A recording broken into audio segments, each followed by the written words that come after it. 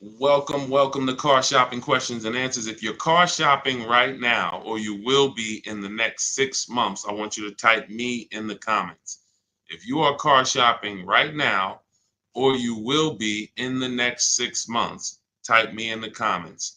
I'm here to talk to the people who are locked in, who care about their money for the next 30, 45 minutes about buying and leasing cars below market value. There's only three prices you can pay with any car. Market value, that's the price everyone pays. Negotiators pay market value. Above market value is people who just don't know how to negotiate at all, have no strategy. They're going to pay above market value. And then below market value. Below market value is reserved for the people with strategies, not negotiators. The reason we get below market deals is because we employ online strategies that are very easy to use, where we put dealers and banks against each other while we sit and relax at home. So start typing your questions. I do these live streams a couple days throughout the week to make sure you have all the answers you need to be able to buy, lease, and sell cars for the maximum money. And that's all we do here. So everything we'll be talking about is out of my new book. It's called It's called Cars from Home: 7 Steps to Saving Time, Money, and Avoiding Dealerships. It's 5-star rated, and you can get your copy for the next 30 minutes as part of my welcome offer for 75% off. It's normally $97, but if you get to my TikTok bio or my Instagram bio before 30 minutes is up, you got yours for $24. It'll be in your inbox in 2 or 3 minutes. I also have a comment on YouTube or in the Facebook comments for you to activate your 75% off. That's everything we'll be talking about today. Let's go with the first question, Dolan. Let's get the show on the road, and let's get to some unlearning and relearning. Philly Speed, the last car I bought, the dealership wanted me to use their financing instead of my pre-approval. So we always let the dealership see if they can beat the financing we have, but we also come in prepared. And now you got to be careful now, because banks are now scamming. Banks are locking people in with hard credit pull pre-approvals.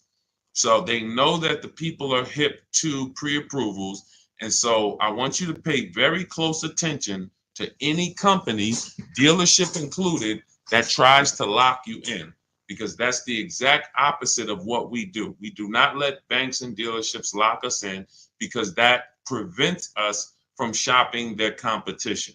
And the way that you save the big money, not the hundreds, if you want to save the thousands, the 3,000s, the 5,000s, the 10,000s, and more, is you're putting dealers and banks against each other. That is the name of the game, and that allows you to save more money than you've ever saved without being you could be the world's worst negotiator. You could be a horrible negotiator, and putting dealers and banks against each other is going to be how you save more money than the best negotiator in the world. So we don't do pre-approvals unless they're soft credit pull. If they're soft credit pull, we'll use the pre-approval to budget, because the only purpose of a pre-approval is to budget. Who's a homeowner? Type me if you're a homeowner. You know you got a pre-approval, or you got pre-approved for your mortgage to budget. They told you, based on your credit, based on your income, you could afford this much house: 300,000, 400,000, 600,000. They told you this is what your interest rate would be. This is what your monthly mortgage payment would be with taxes and insurance. So the only purpose for pre-approvals is budgeting. So now, when you don't, the reason why I hate bad pre-approvals, in my book I call them restricted pre-approvals, is because, one, they're going to activate the rate shopping window. Thanks, Dawn. The rate shopping window is a period of time that the credit bureaus give you to let multiple banks and lenders access your credit with a hard pull to compete. So within a 14-day period, you can have 20 banks access your credit, give you their best rate, so that you know you got the best rate because you created competition. Now, once you activate the first hard pull, the clock starts ticking. The clock starts ticking. And when you start, even see, You think this is your bank. It's not your bank. You don't own it. We don't own these banks. These are for-profit companies. Just like somebody said to me the other day at the gym, hey, I went to my car dealer and they told me this. I said, you own a car dealership? He said, oh, no, I meant the dealership that sold me the car. Okay, use those words wisely because it's not your dealership and it's not your bank. These people would not even want to know you if you weren't giving them money. So now that you actually know the truth and you're aware of what that is, let's start putting these people against each other so you can find out that these people aren't truly your friend.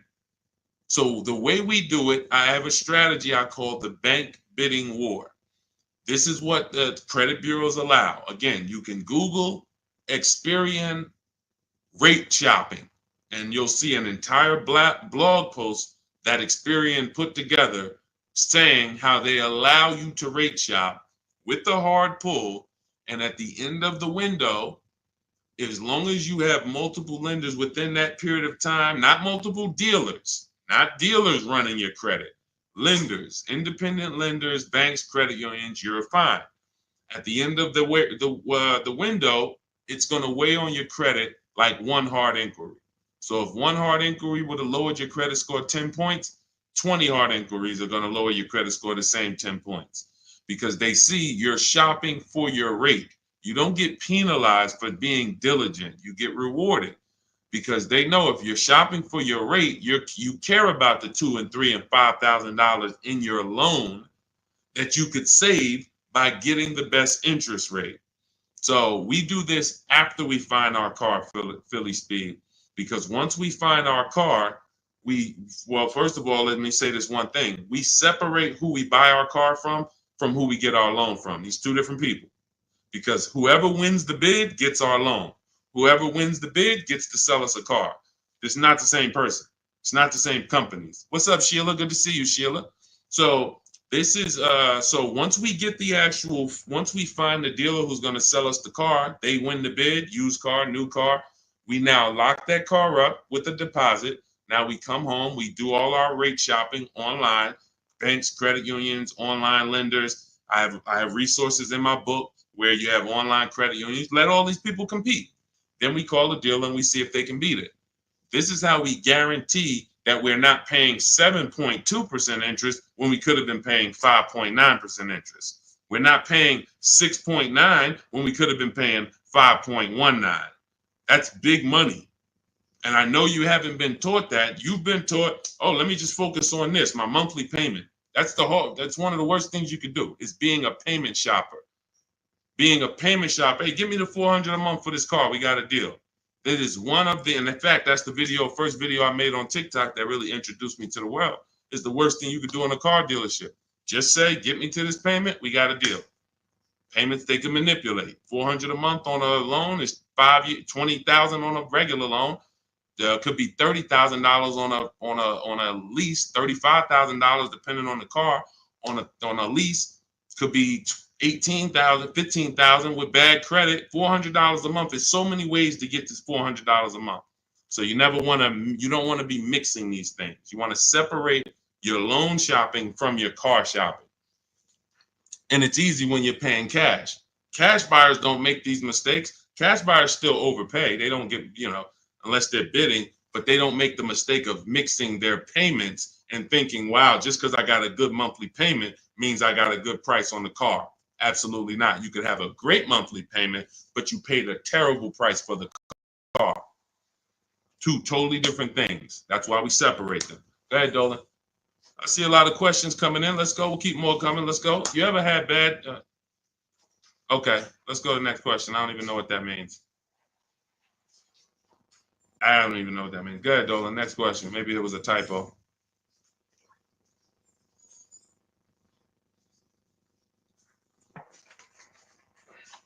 Can you please let us know if there's any limits for gap insurance if I'm upside down? It depends on on the coverage. You need to find out the coverage. There are gap insurance policies that I've heard of that didn't cover the entire shortfall. So, for example, if your vehicle is worth $25,000, but you owe $30,000, you're upside down. If your vehicle gets stolen and not found or totaled, you're going to owe money. And I've seen this happen so many times throughout the years because people didn't get gap insurance. They'll literally total their car. And then so now you got a horrible life event that happened. You got into a car accident, and then you get a bill. You get a bill, and people are like, wow, where did I get this bill from? And it's like, your car was only worth 25, but your loan was 30. So if you're driving around in a car that does not have, that's not worth what you owe, but you don't have gap insurance, you're exposed. Something happens to that car, not only are you going to lose the car, you got a bill coming to you. So what I always say is, you got to know when you're upside down. You got to know when to get gap insurance. And you also have to know you don't have to buy it from the dealership. You can call your insurance company, see if they sell it. You can Google insurance companies that sell gap. Usually you can find it for a cheaper price than what the dealership is going to charge. But some of the worst, it's insult to injury. It's not many things like losing your car and then getting a bill on top of that. That's almost as bad as like having a car that's breaking down and then you got to fix something on it, but you still have a car payment. So the car doesn't drive, transmission's out, but you still got to make a payment every month. It's like, those are two of the toughest things. So know when you need gap insurance. Don't skip that. That's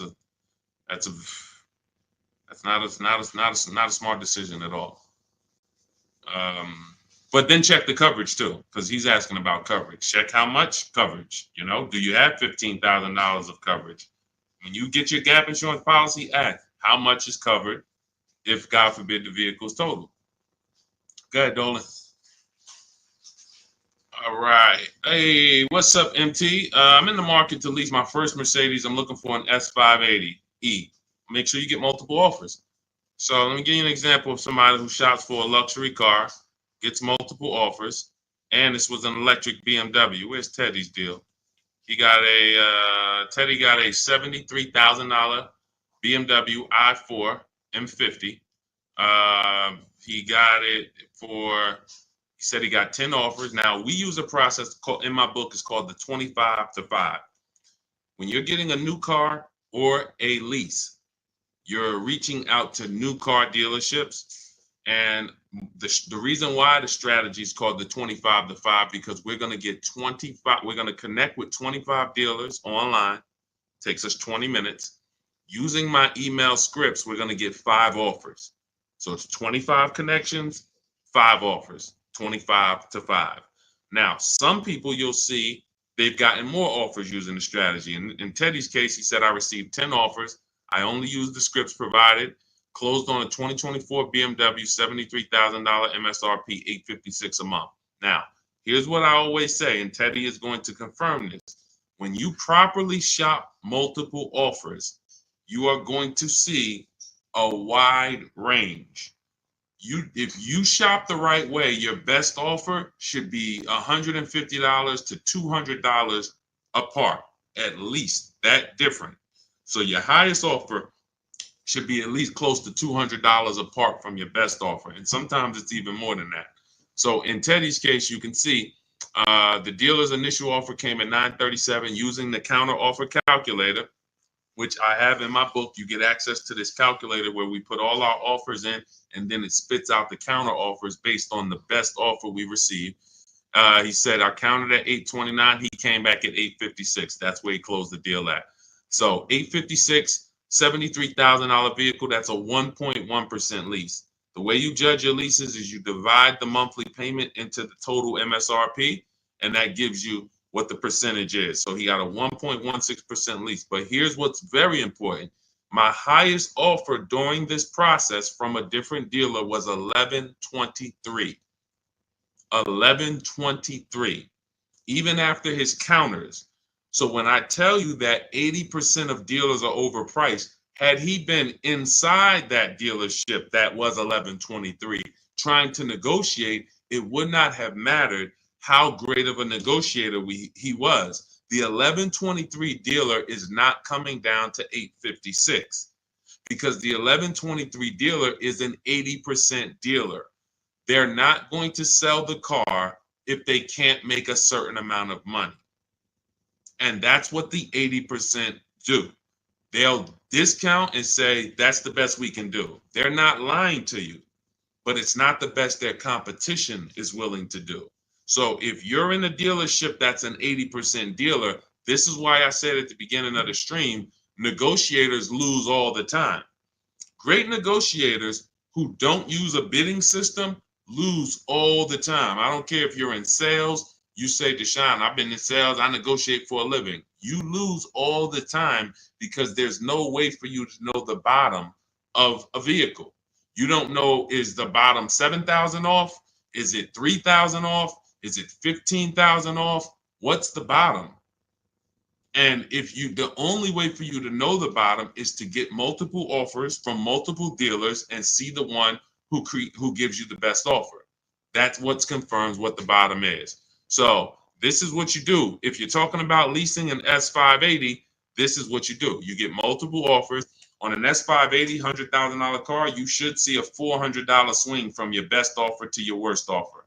You might see $1,100 a month, and you might see $1,500 a month from one dealer. That is from a different dealer. That's how different it is. Now, if you want to call around and try to get the quotes yourself by the phone, you can do that.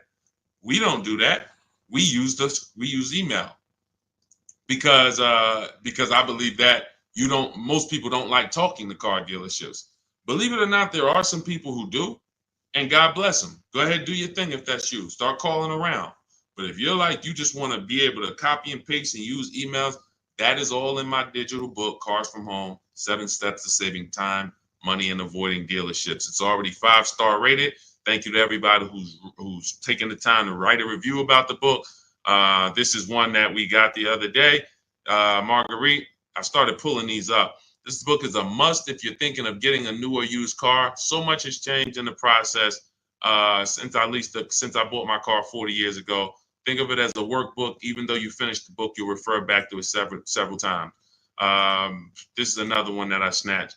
Deshone Auto book, Leave Nothing to Chance, from A to Z. He covers every aspect of car research, acquisition. I use the step-by-step approach from securing financing first to better understanding what I could realistically afford. Researched several vehicles, which led to the certified pre-owned. I reviewed my car specs, model years. See, what he's doing is he's walking you through the process I walked him through. That's what it is. It's a process. So when you get Cars from Home, my digital book, you now have a process for getting below market leases, process for getting below market car deals, a process for selling your lease instead of returning it to dealers and they go and sell your lease and make $2,000, $3,000, $4,000 and you didn't even know you could sell leases. You sitting here like, man, I didn't even know you could sell a lease. How much has that cost you? Let me ask you a question. You're like, Deshone, I didn't even know you could sell a lease. How much has just that alone cost you? If you don't know you could do it, you certainly don't know how to do it. There's still you listen, honestly, you might have been taught you can't even sell your car without the title. Who was taught that? I got to have my title before I could sell it. And I know this is true because when I was at the Mercedes dealer, people would walk in and God would be like, Deshone, is that the new one? I said, yeah, that's the new, the 20, whatever. I said, all right, as soon as I make my last payment, coming back to see you for that. I know. Most of the people are not going to admit it, but they didn't know. They don't know this stuff.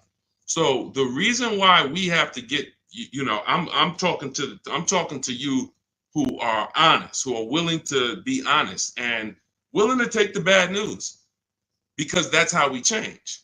You cannot, if you won't admit that you didn't even know how to sell a lease, then how are you going to get to the point where you can sell leases and make $2,000, $3,000, $4,000? See, I always meet people with bad news because I care about your car deal.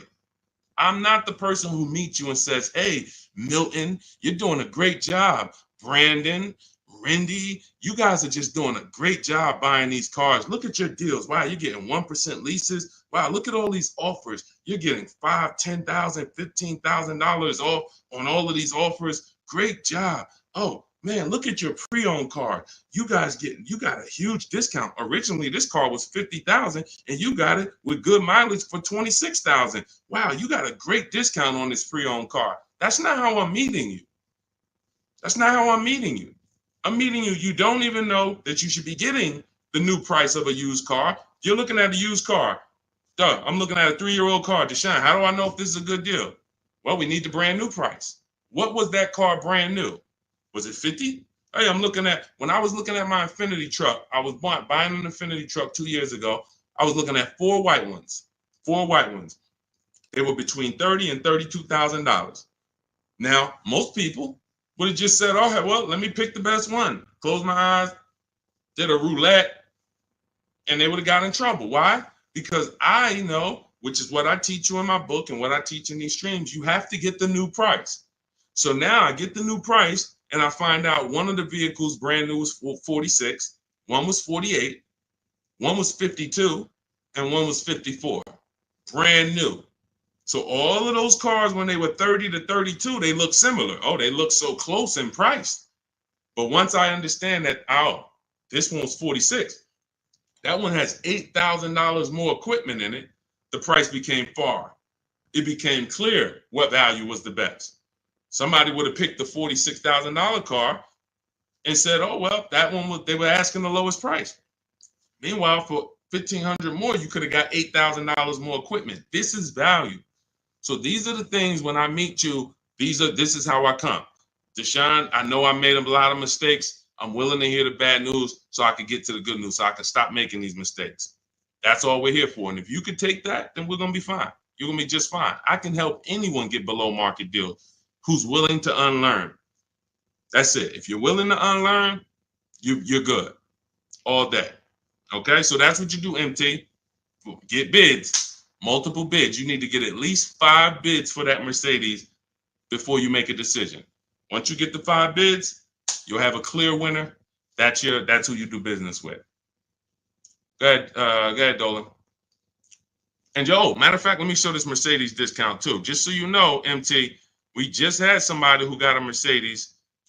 And just so you know how much money is in there, you got to zoom in on this. But this was a $79,000 Mercedes electric one, just like the one you're talking about getting, except this is an EQE. And Milligan got $27,000 off. That's 20. Let me put that back on the screen. If you're on Instagram, if you're on YouTube, you can see this. $27,000 off. So I don't want you going in there thinking that, hey, if I could get $5,000 off, that sounds like a deal to me. Well, unless you get multiple offers, or you could leave a lot of money on the table, you'll end up overpaying by like $15,000, $20,000 and never know it. Go ahead, Dolan, shoot that next one up. All right, welcome to the new people who just jumped on. This is Car Shopping Questions and Answers. We're doing rapid fire Q&A. Any car question, throw it up, type it up. Dolan will pull it into the screen. And shout out to the people who have liked the broadcast. Hit that like button. It means a lot. You make sure you run once you do that, you let the algorithm know we're talking big money over here. All right, ID Corals. What's the most discount seeing on a RAV4 Premium? You're feeling for the bottom. That's a losing strategy. So when I look at a vehicle like Tiffany's vehicle, Tiffany, look, she gets a Mazda 2024 CX-90. Her best offer from all of her bids was $6,530 off. At the time last year, Eddie got a Toyota 2023 hybrid Camry. Those were hot. His best offer at the time was $2,086 under MSRP. That was a time when people were still charging over MSRP for some of these hybrids and some of these Camrys. So you don't know what your offer is going to be. I wish I could tell you that, hey, a Jeep Grand Cherokee, if you get $7,000 off, that's the bottom. A BMW X5, if you get $6,000 off, that's the bottom. No one knows. And frankly, there's never going to be a way to know. The only way that you possibly could know is if you're in our network and you see people who make a deal. I'll give you an example. If I see Ansley picks up his QX, his Infinity QX 60. I see Ansley, let's see, he picks up his Infinity QX 60, $58,000 vehicle. He gets it for $554, no money down. He leased it. $554, no money down on his lease. That's a under 1% lease, if you're not aware of how leases are judged. savvy people all know about the 1% rule. So if your lease payment is 1% or less than the MSRP, you stole a vehicle. So this is a 1% lease, no money down. That's the only way we can judge a 1% lease, not with money down. So when I look at the discount on this, he probably got $7,000-8,000 off that Infiniti. He might have got you can't get that type of payment without getting huge amounts off and huge rebates. But he did not know that he was going to get that type of payment on his Infiniti. He did not know that he was going to get that type of payment. He went in, he shopped the market using our strategies. And just so you know, once you know how to do this, it only takes you 90 minutes to shop the market. When you see these people, look at Ansley's last sentence. Started the process Saturday, accepted a deal Monday. This doesn't take you, I'm not ever going to spend more than 2 hours car shopping to get a deal. Never. 90 minutes tops, I'm going to get a below market deal on anything. So when you look at the process of using a computer, this is what they're made for. See, the problem is you're just not using computers. You're not using the internet. You use the internet for Amazon, don't you? Don't you use the internet to shop competitively from Amazon, to go on websites when you need to buy something big? You're going to the internet. But when you need to buy something like a car, you're going to the dealership, not the internet. When every dealership in America has a website that you could be reaching out to them and making them compete. But no one knows what the below market deal is going to be, Cora. It's just ID corals. There's no way to know. We have people who, you saw Milligan, her below market deal was $27,000. It depends on the vehicle. That was an electric Mercedes. Sean's below market deal on a F-150 Lightning that he got was $20,000 off. Where's his deal? Look, Kimberly, she got a Maserati. That particular Maserati, the below market deal was $20,000 off. But as I said, Sean, $20,000 off. But Tiffany was $6,500 off. So when you see on the Mazda, so it's different for every vehicle. You have to understand that. And there's no way for you guys to know that. Unless you're in our group and then you see somebody get a car that you want and you're like, wow, if he just got 20 and he did that work, then I know the below market deal is 20. Let me go get it. But you still got to send your offers out. But there's no way to know. And when you try to guess, you get in trouble. That's what negotiators do. That's what negotiators do. They'd be like, all right, I feel like I got 7,000 off this. I think I did good. What if you could have got 12? What if you could have got 17? You're not doing good. All right, go ahead, Dolan. Absolutely applies to used cars. Our system in my book, somebody said, does this apply to used cars? Our system in my book is below market used cars, below market leases, and below market new car purchases. We also have the bank bidding war where we make banks and credit unions bid for our business instead of going and begging one bank to give us a loan. So we also sell leases and sell. So we run pretty much an organized bidding system for car buying and leasing. That's what we do. In a nutshell, what separates Cars from Home from any other channel? What separates my teachings from anyone else? We have an organized system for making people bid for our business. We send them through a round robin. That's how we have grandmothers who save more money than the best negotiator. It's just that simple. Rosalie. Rosalie's deal is insane. Look at Rosalie. And I wish some of you, I know some of you have these cars. That's the reason I show all of these different cars, because you might have these cars and you didn't get these prices. So that should be a wake-up call when I show all these cars, Jeep Grand Cherokees, QX50s, Mazda CX90s. Some of you have these vehicles. And you can look at your deal, look at your paperwork, look at your selling price. Look, do you see any rebates included? Look at your price and be like, you'll see, man, I didn't get these prices. She got a 2024 Infiniti QX60, $59,000 vehicle. Look, her payment is $592 a month. It's a $59,000 vehicle. Some of you lease this vehicle, you put down $5,000 and your payment's $500 a month. She put down nothing. So this is below market. I told you at the beginning of the stream, it's 3 prices that you can pay for any car. 3 prices. Market value, that's what negotiators pay. Above market value, that's for people with no strategy pay. Can't negotiate, no strategy. Just please, just get it over with. Tell me what it costs. They're paying above market value. And then below market value.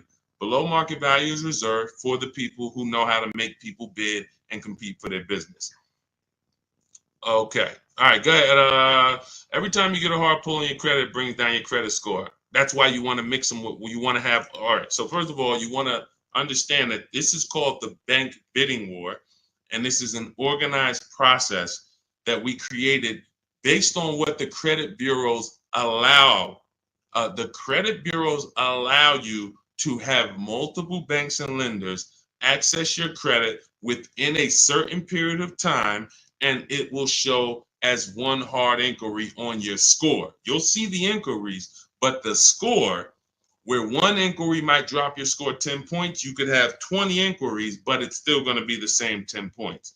And you can Google very simply, go to Google, type in Experian, which is a credit bureau, rate shopping. And you'll see the article that Experian themselves wrote telling you how you can rate shop. Banks don't want you to know this. Dealerships don't want you to know this, but we do this. So this isn't something that's new to us. It may be brand new to you, but think about that. If you are letting a lender lock you in to one offer, that means you're not shopping your interest rate. If you're going to Navy Federal because you're so gung-ho and super chummy with Navy Federal, but you're not letting anyone else compete against them, then you're not getting the best interest rate you could be getting. You certainly don't know it. You think because, oh, Navy Federal, they're my credit union, they would never charge me a higher interest rate than someone else would. Who said that? Their goal is to make money. So we use a strategy that is allowed by the banks, by the credit union, by the credit bureaus, and most people don't know about it. That's fine. Most people don't know anything about what I'm talking about. So everything that we're talking about here, most people don't know about selling leases. Most people don't know about getting bids for their cars instead of trading. Most people don't know about sitting online and contacting 20 dealers to get a lease quote using online scripts, emailing only to get 5 offers. Most people don't know about anything we're talking about. Leasing, and how leasing saves you way more money than buying unless you keep your cars 8 years. If you keep your cars 8 years, then leasing doesn't save you more than buying. But if you don't keep your cars 8 years, leasing, getting below market lease deals like some of the ones you see that I've shown you, saves you way more, thousands more than buying. Most people don't know any of this. So it's not about that. It's about, will you know it, Dawn?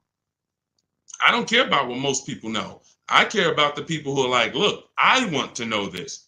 I want to know how to make sure I shop for my interest rate and don't let the dealer shop for it for me, or don't just let one bank give me their offer. No, it's too much money. You know the difference between, and I want to pull this up, the difference in interest between on a $40,000 loan, $40K loan, what's the difference in interest from, let's say, 5.9 to 7.9%? Because we're so busy talking about the money on the car, but we totally overlook the money in the loan. And we don't. So when in my process, those of you who have my book, you know the bank bidding war. You know we're taking shopping at home for our loan just as serious as we're taking getting the best price for our car. So look, on a loan period, 5-year loan, interest paid on a 5.9%, 5.9%, hold on, interest paid at 5.9 is 15.8, difference is 4,000, positive comparison, and interest cost $40,000 loan over 3 years and 5 years. $11,000 in interest? That can't be right. Interest paid is that can't be right. Hold on.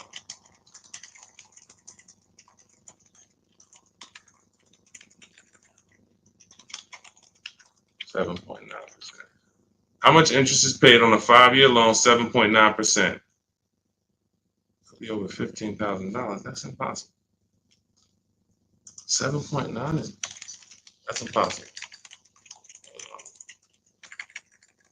Hold on. Now I gotta figure this out. I know it's a big difference. I know it's thousands different, but on a $40,000 loan, hold on. Wow.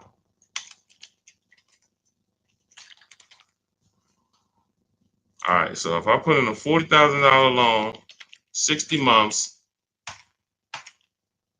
7.9% interest, 0 down payment.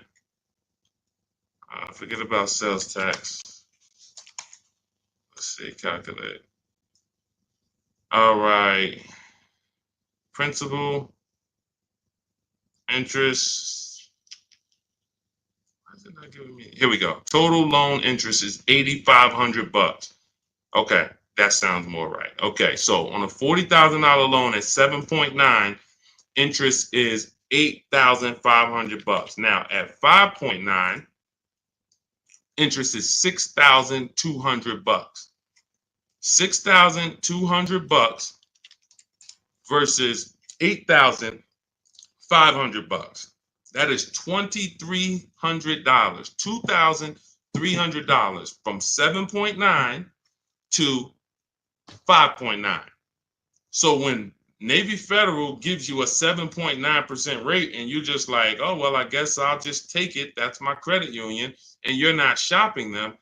You're giving them money without even trying.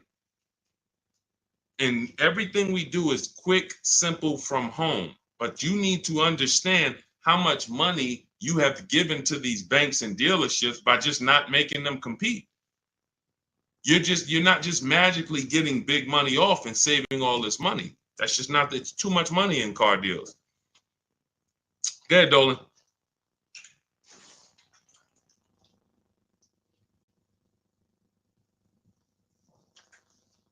See, I see a lot in a lot of these questions. What I'm seeing is people trying to feel for the bottom. You don't want to use competitive strategies. You're not going to get there that way. Michelle, what's a good APR on a 2014 car? First of all, a 10-year-old car, you shouldn't have a loan. In my book, I teach something called the rule of 72 and the 10th birthday. 72 months is the longest loan you want to take on a car. Anything longer than that is like a 50-year mortgage. If you got to take a 50-year mortgage to afford a house, you can't afford the house. So why is the 10th birthday there? Well, that's because we should have the car paid off by the 10th birthday. In true affordability, you can do this. If you can truly afford a car, you can do this. You can get a car on a 6-year loan that has a payment that you can pay off by the time the car turns 10. You know who can do this? People who are buying cars they can't afford. People who want to get the Dodge Hellcat or the Dodge Demon and they can't afford the $70,000.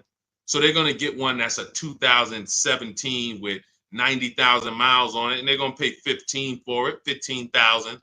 But the car is crap. Car's crap, 18,000, 20,000, but it's crap. Cars hasn't been taken care of, and they're going to take out a 6-year loan on it. So they're going to take out a 6-year loan on a car that is already old with high mileage. I've seen this. I call this the repo recipe. Some of you may have seen the video that I made on the repo recipe. The repo recipe created the rule of 72 on the 10th birthday, where I started looking and saying, by far, the amount of people I see losing cars to repossessions are people with loans on older cars. They own loans on older cars that instead of getting a nice, smaller, maybe less socially impressive used car, they want to get something that looks better, has more amenities to them, as more in a class of luxury. all right, Deshone, I could get this 2015 BMW. It's it has 90,000 miles on it. They only asking 14 grand.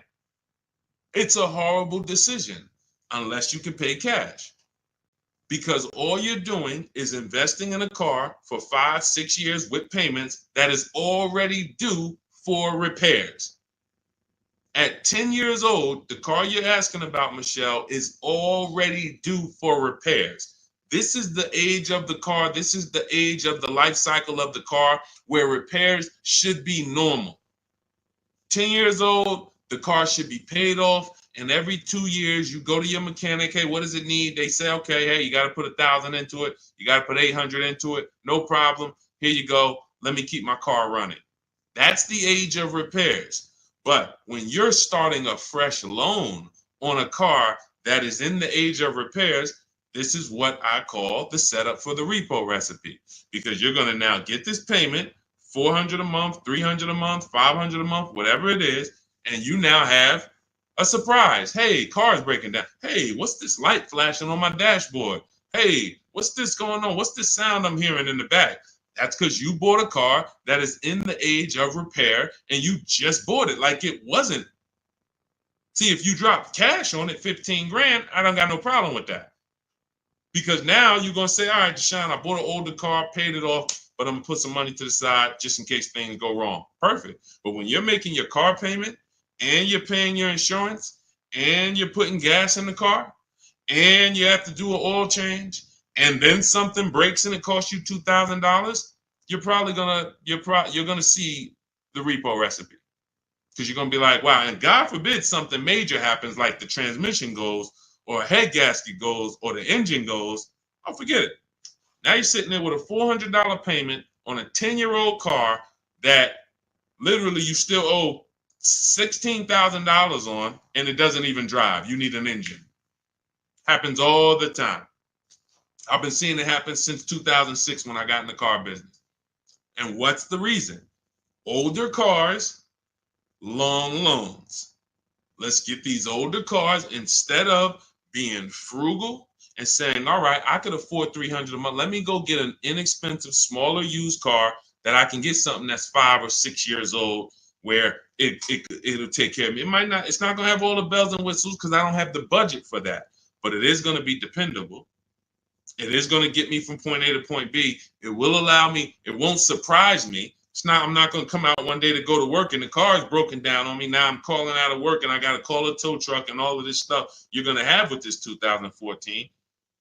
So these are the things that I speak to my family about, to my friends when I was in the car business. These are the things that I would speak to people about, Michelle. A loan on a 2014 is a horrible idea. I can't even tell you what a good APR would be, but if you had said what's a good APR on a 2020, I can tell you we need to bid that out. We don't know what a good APR is. Is it 5? Is it 4.9? Do they have a special interest rate, 1.9? What's the best we're going to get? We're going to put it through a bank bidding war process, and we'll see. That's it. But a 2014, that's just too old of a car to have a loan on. Go ahead, Dolan. Everything I'm teaching is inside my new digital book. If you want the entire blueprint of everything that people like Pierre have used, people like Zafrina have used to get these below market deals, Teddy, people like Jared, look, Greg, some of you know Greg, he got his EV6 Kia, $56,000 vehicle, $527 a month. Everything that these guys have used and girls have used to get these below market deals is in my new digital book. And you can have it for 75% off. That's my welcome offer, but it's only for 30 minutes. After 30 minutes, it goes back up to $97. So if you want yours for $24, head to my TikTok bio now or my Instagram bio, click the website link there, and then click the button that says 75% off new book. Get there before the timer so you can get your $24 book instead of a $97 book, even though it's worth it at $97. And if you're on YouTube, I have a comment for you, a link for you in the chat, and then I have a link for you guys on Facebook. But that's for those who want the blueprint. It'll be there. And make sure when you get your book, you screenshot the thank you page, because it has my support team's email on there, just in case you type your email wrong. Want to make sure you can reach out to support to get your book. Go ahead, Dolan. Does your book go into detail about cash purchases? Cash is simple. It's just simple. You're using one step of the bidding process. If you don't have a car to replace, then you're using one step. If you have a car to replace, then you still be doing the equity assessment to sell your old car. You just wouldn't need the bank bidding war because you're not financing. But for sure, if you use you'd be using the same process that Milligan used. Milligan used to save $27,000 off her car. Pierre, he got his pre-owned Mazda. He got 20% off certified pre-owned CX5. Used the perfect budget calculator. Spotted this best deal of similar listings, and then he knows how to get the original price to make sure that he got the biggest discount from the new version. Somebody like Vincent. Vincent gets a Lincoln. He wanted to get what I like about Vincent is he got more discount than he went in to get. I can't even see all of these people. Here we go. Vincent, he said, I bought a 3-year-old Lincoln Corsair, under 45,000 miles. He targeted to get 30 to 35% off original MSRP. Using the multiple marketplace strategy in my book, he got a 43% off MSRP, original MSRP. See, that original MSRP, that's different language. That's language that you should be using when you buy a pre-owned car. There's no pre-owned car that you should be buying from this day forward, and the original MSRP is not in your language. It just makes no sense. How do you know what the price is if the price you're paying is good or not? What are you basing it off of? Market value? What the other ones are listed at all? That doesn't matter. What matters is how much was that car originally? 60,000? Okay, now they're offering it for 30. It's 50% off. How much was this car originally? 52? Now they're offering it for 30. Okay, what's the better discount? That's what matters with a used car when it comes to getting the best price. Now, that has nothing to do with getting a quality car. We have different steps we take to get a quality car. You got to get it. You have to check the Carfax. You have to look at the title. We don't want salvage title. We don't want frame damage. We don't want rebuilt titles. We don't want rentals. So you're checking the title. We're looking at accident history. We're looking at service records. We're checking to make sure that there's no bad data on that vehicle. It doesn't have electric problems, doesn't have software problems. We do all of this in literally 15 minutes. That's our steps for making sure we don't get a bad used car. But when it comes to pricing, you must know the original MSRP, or you can't, nothing else matters when it comes to used car pricing. So that's all in my new book. Grab your copy. You'll have the entire blueprint for how we do this. Go ahead, Dolan.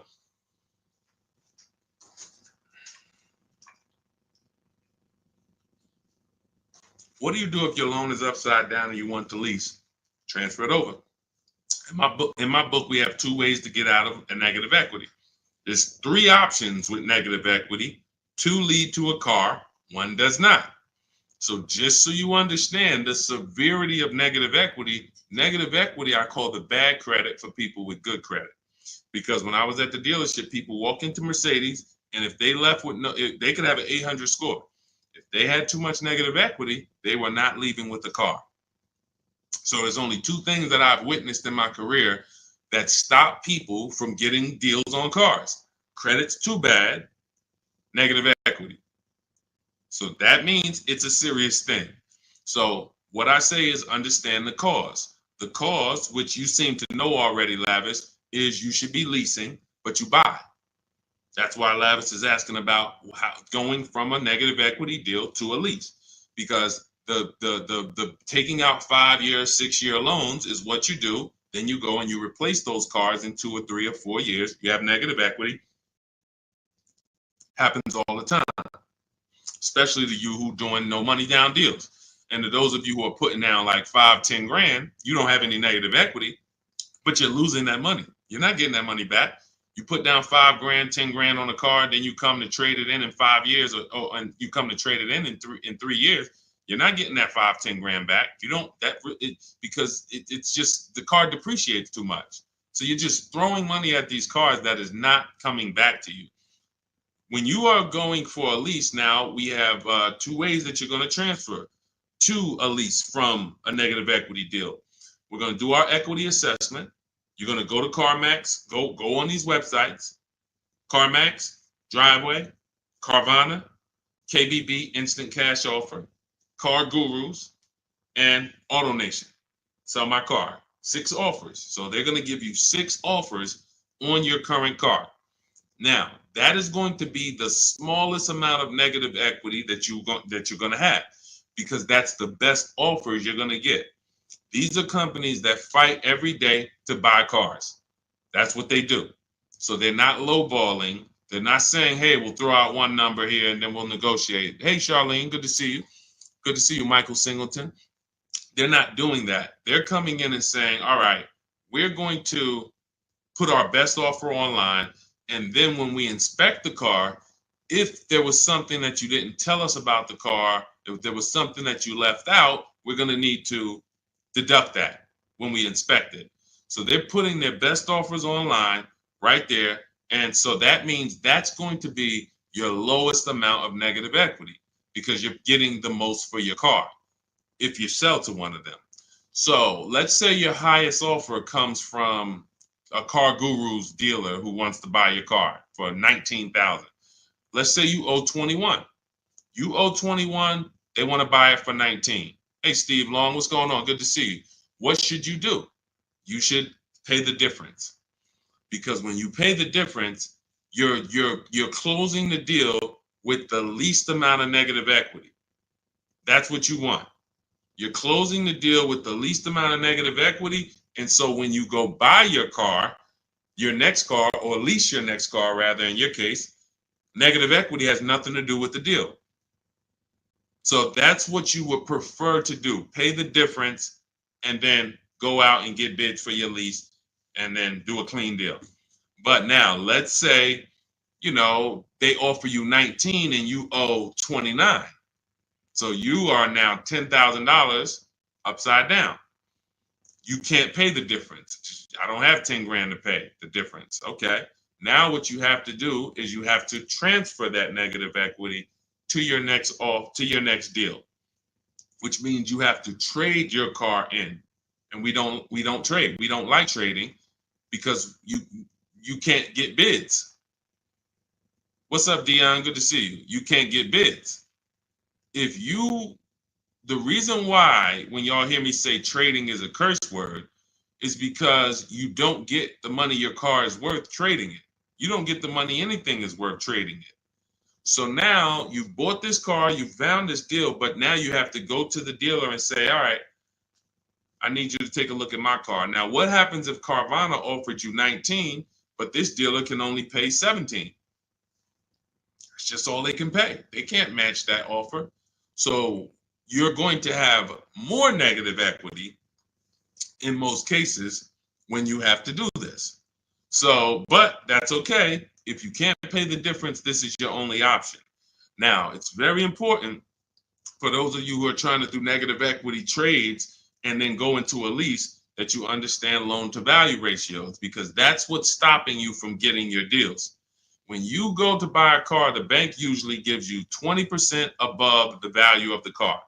That's the max the bank is going to really give a person with good credit. Sometimes a little more, but we'll use that it could go to 25%. Ridiculous banks will go to 30%, but 20% is really benchmark. So if the car you're buying is 40, the bank is going to lend you max 48,000. That's 20%. So no dealer, no bank. What's up, Benito? Nobody can get $50,000 approved on that $40,000 car. So when you buy your car, you're trying to buy the car, put the taxes in, put the fees in, and then throw the negative equity in. So the car was 40. Next thing you know, you're at 52, and you want to do a no money down deal. And you're wondering why you can't do a no money down deal, because the bank is saying we're not going to lend 52 on a $40,000 car. That's when they come to you and they'll say, hey, you got to put money down. Can you come up with $5 grand? Because we can't get the bank to approve it. It's loan to value.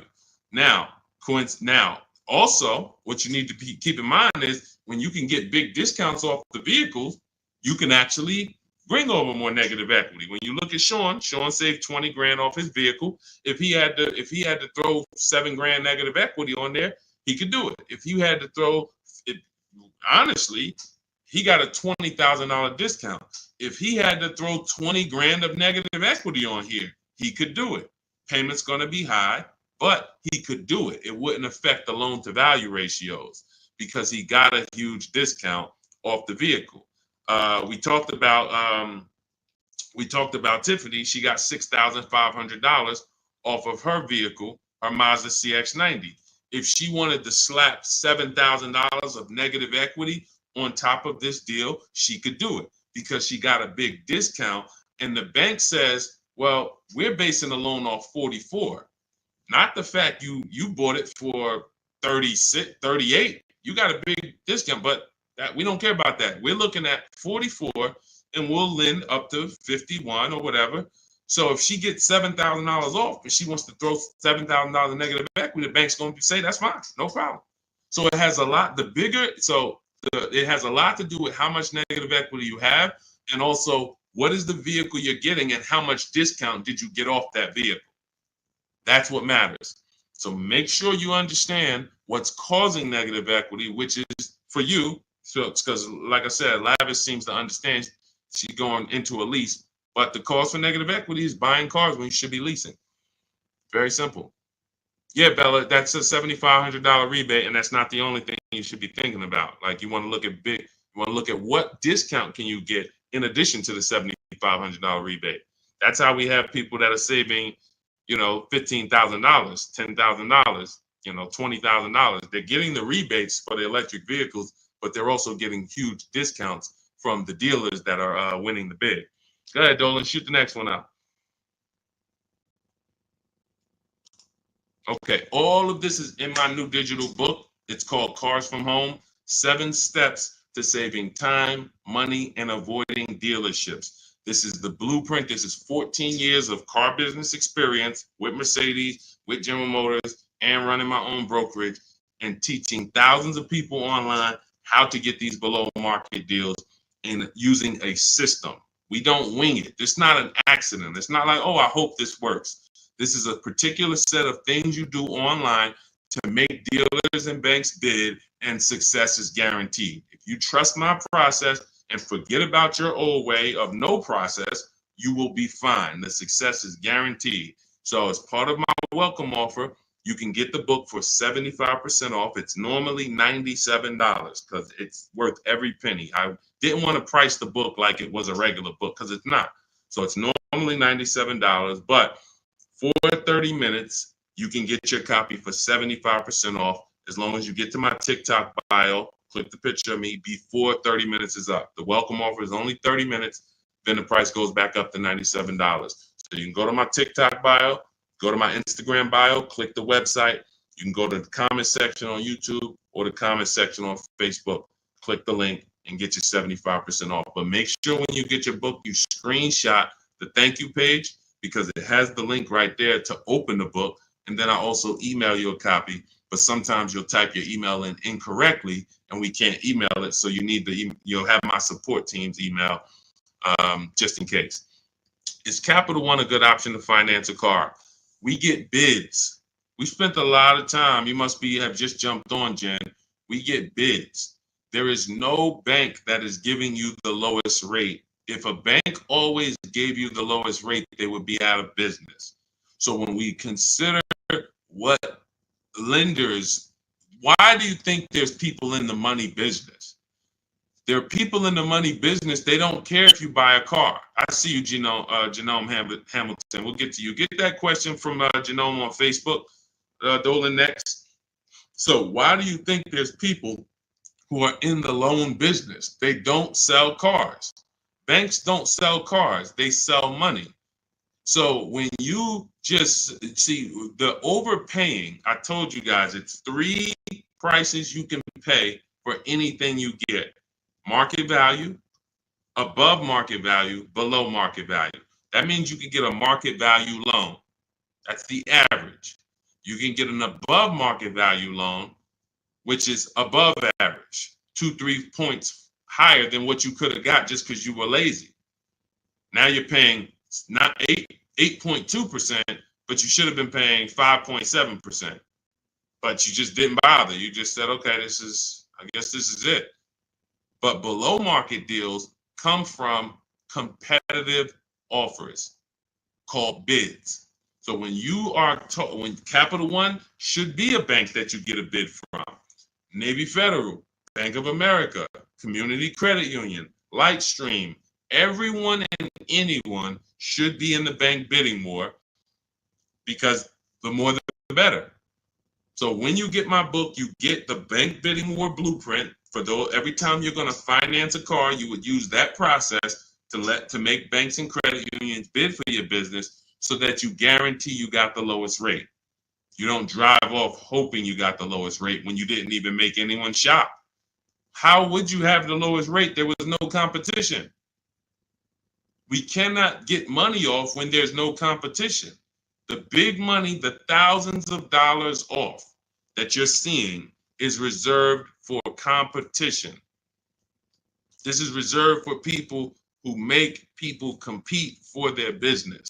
That's what the big money is reserved for.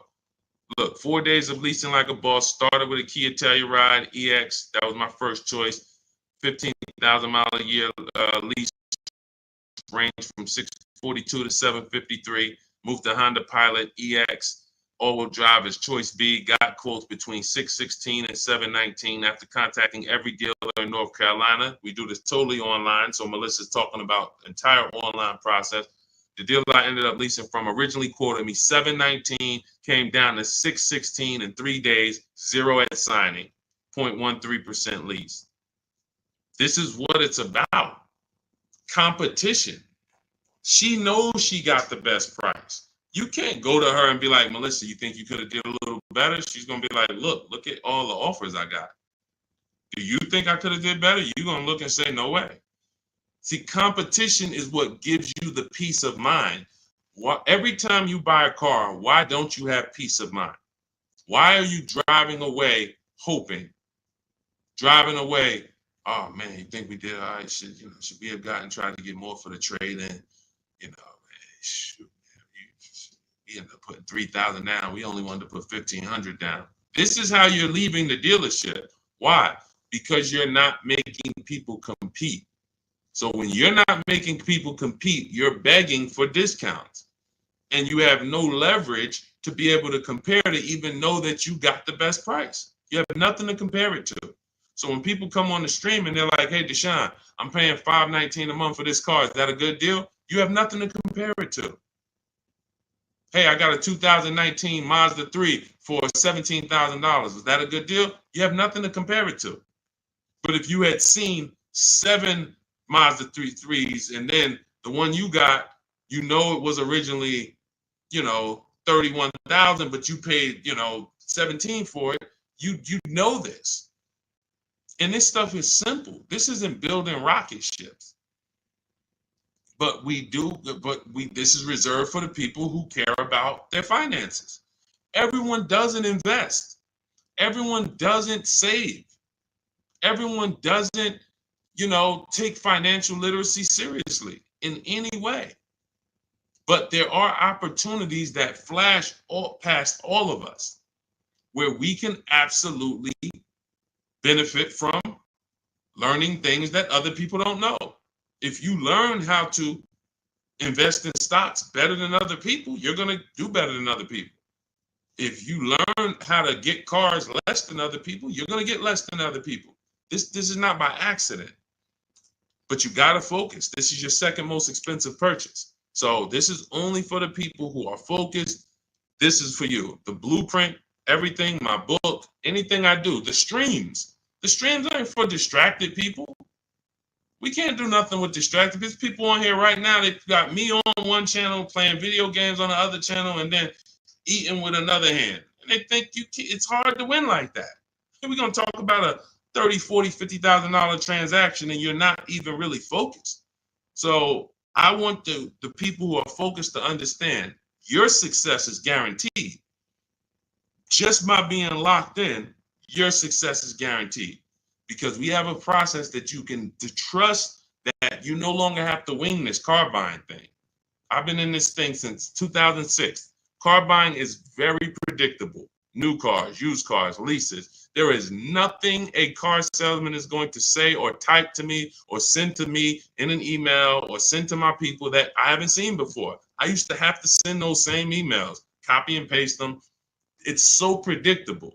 So once you understand that, you'll understand why we're able to get these deals. All we're doing is putting people against each other. Simplest terms. Simplest terms. But we do have some advanced stuff when it comes to leasing versus buying. Obviously, this is more advanced teaching that people don't understand. But getting the money off, it's competition. Competition. Go ahead, Dolan. Shoot the next one in. Jerome Hamilton, if I get a GM employee discount, can I get a better lease? Who knows if they're going to really give it to you? See, the problem is when you walk in and say, hey, I got a General Motors discount. All right, here, let me work you up these numbers. All right, it's $601 a month with $2,000 down. Oh, that's the GM price? Yeah, that's the GM price. How do you know that? How do you know the GM price? How do you know it's not $3,000 in rebates that I'm holding back? How do you know it's not $3,000 in rebates and I'm only giving you $1,000 of it? Here, hey, I also we have $1,000 rebate. I also put in there for you. Oh yeah, you did with the GM pricing? Yep. You don't know. You don't know. So no matter whether we get X plan, GM deal, Mercedes fleet, does not matter. Multiple offers, because when you get multiple offers, what you're going to see is that some people are not going to give you the GM discount. And some people are not going to give you the rebates. They're just not going to do it. It's in their DNA. An 80% dealer is going to try to make everything they can make. I'm not giving this guy the $2,000 rebate. Wow, come on, I'll sell this car to somebody else. So now you're going to deal with an 80% dealer and hope you can get a deal. No. Once you see the 20% that says, here's your GM discount, and here's a $3,000 rebate, and here's the price. And then you compare it to the others, you're going to see, oh, those guys were trying to get over on me. Of course, that's what they do. That's what they do. 100%. Go ahead, Dolan. We always get bids. Doesn't matter. You can't trust anybody to give you a price and give you all the rebates and give you the hidden money like they're your friend. That's just not going to happen. If they rather make the $5,000 themselves, why am I volunteering money that you're not even asking for? You came in and you asked for a GM discount. I'm giving that to you, maybe. But you didn't ask me about these rebates. You didn't ask me about, I don't need to volunteer this. This is how they look at it. So many times you get in there, you go, oh, give me the invoice price. Can you give me the invoice price? We got a deal. Man, if half these people that I've shown you on this stream had accepted invoice price, they'd be looking at these prices that they paid and saying, why the heck did I pay that price? Invoice price means nothing. What if you got a $7,000 rebate, $15,000 rebate on some of these vehicles? What if you got a $4,000 rebate? Invoice price has nothing to do with rebates. So now, all right, I'll take off $2,500 to get you the invoice, but what about, that's it? You happy with that? Yeah, that's all I want. My father told me get the invoice price and I got a good deal. All right, your father was sadly misinformed. Unfortunately, thank you. I'm gonna take a vacation on this commission and we just made $7,000 on you. My cut is probably $1,200. I got a nice pay. Thank you. Thanks to your dad too. It's a good guy. Good guy. Keep following his advice. This is how it goes. Unfortunately, these people are not your friends. And as a former car salesman, I keep it straight. I keep it straight because unfortunately, most people on here, you just I'm going to my car dealer. These people are not your friends. You invite Charlie over to barbecues. Charlie is my friend. He's been selling me cars for 20 years. Sold my dad cars. Once you start making him compete, next time you buy a car, lease a car, say, hey, Charlie, look, I'm going to get a number from you, but I'm also going to get numbers from a couple other dealers. Hey, what you mean? Watch Charlie get mad. Watch Charlie get mad. What you mean? What, you don't trust me? I've been doing business with you for 20, 30 years. Yeah, but I want you to actually, I just want to, this guy Deshone told me I need to shop around, always make sure, because it's a lot of money I could be leaving on the table. Oh, man, come on, man. See, that's a person that never wanted to compete. He would rather come to your barbecues, be friends with you so that you don't make him compete. Because the minute you start making dealers compete, you're going to see how much money you've been losing. That's the only way. It's the only way. You start making these dealers compete, you're going to see, dang, I've been overpaying. Some people right now getting phone calls right now. Hey, come on in. We're going to upgrade your lease. Good news. We're going to keep your payment around the same price. Who's getting these phone calls? Who's getting these phone calls? Good news. I can get you out of your lease right now and get you into a new lease about the same payment. Who's getting those phone calls? Who's getting those phone calls? I ain't been on since 5 a.m., KD. Chill out, bro. Chill out. Who's getting those phone calls? Right? Hey, come on in. I could get good news. I could get you in the brand new 2025. You don't even have to you don't even have to put no money down. Come on in, right? All of that, right? Everybody's getting those calls. Why? Because 2022 and 2021, they overcharged you and your payment is so high, even though deals are a whole lot better. They were better back then, but they put you in a high deal back then. Now what they're trying to do is keep you in that high deal, hoping you're used to it. And they want you to think that's normal. They want you to think, hey, Mr. Hayes, yes, you've been paying $750 a month since 2022. Good news. The market is all bad. The market's bad, right? Oh, yeah, I'm hearing that. Thank you. Thank you. I'm glad you're aware. Now, see, you say stuff, you don't even realize you say stuff that helps them make more money. That's why we don't talk in my system. There's no talking. But when you say, a lot of my friends been saying, man, these prices been high. I don't even know if they ever gonna come down. Yes, thank you. You're right. You're so right. We say the same thing in here every day, Mr. Hayes. But the good news is this. I can actually get you in a new vehicle and keep your payment around the same price as your old 2022. Oh, yeah, you can do that? Yeah. Man, well, I really like to come down. Yeah, but listen, things have not, interest rates are high, right?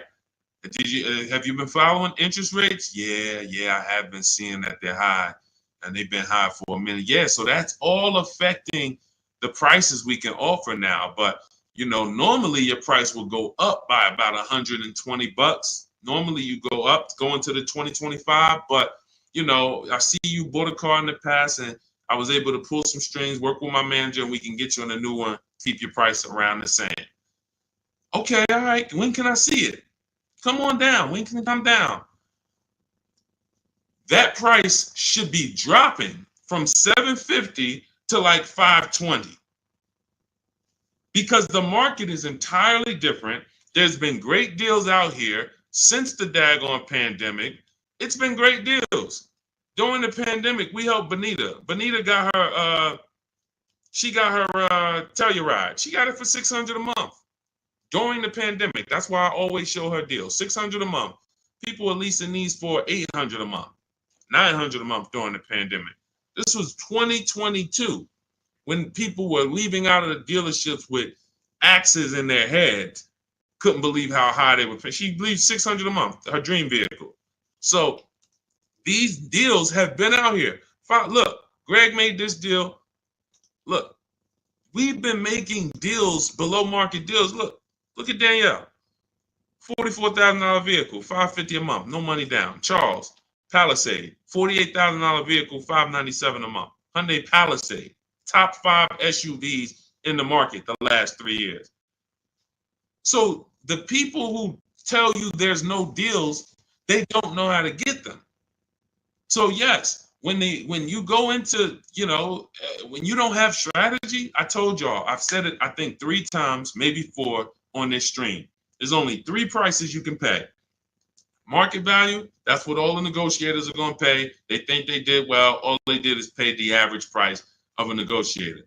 Now you got above market value. That's for the people who can't negotiate. You don't like negotiating. You're not good at it. You just close your eyes and hope that it works out for you. You're paying above market value.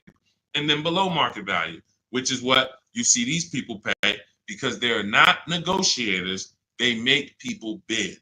And when you make people bid, You don't have to be a negotiator. If someone comes in to fix, you want to get your kitchen redone, and they tell you, okay, it's going to be $50,000. Yeah, hey, is that your best price? All right, yeah, all right, because I'm going to have 3 or 4 other people come in and get a number too. Okay, well, I might be able to get you from like 50 down to like 45.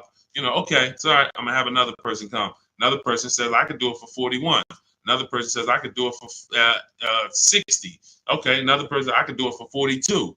Now you're creating competition, and all of them you tell, hey, getting multiple bids, and they're going to give you their best offer. Doesn't mean they're going to win, but when they know you are getting other prices, they're going to give you their best offer. And that's what I tell you. When people say that's our best offer, Mr. Nunn, that's my best offer, Mr. Henderson, they're not lying to you. That's their best offer. They're not going any lower because they want to make a lot of money. Look, man, I'm making $6,000 on this car. If I can't make it, I'll sell it to someone else. I'll sell it to someone else. I don't need to sell. That's how the 80% of dealers think. You expect the incentive to get a lot better the next few months, especially Ram. What are the incentives now? Unless you can tell me that you shop multiple dealers for Rams and you can show me 5 different offers you've gotten on a Ram, you don't know what the incentives are now. How can we wonder if stuff's going to be better? What are you comparing it to? You went into one dealer, Dodge dealer, hey, how much is this Ram? They told you and you're like, oh, well, that's expensive. 80% dealer. 80% dealer. And again, the only way for you to see how much you've been overpaying is to start using these strategies that we teach for multiple offers. And I know, sometimes it's hard to face that. Sometimes you would rather not see how much you've been losing.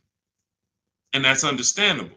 It doesn't make financial sense, but it's an emotional decision that's understandable. I don't want to know, Deshone. I would rather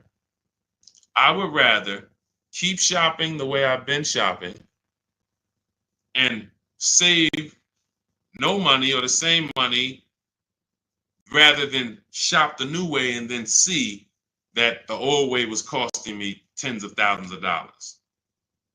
That doesn't make financial sense.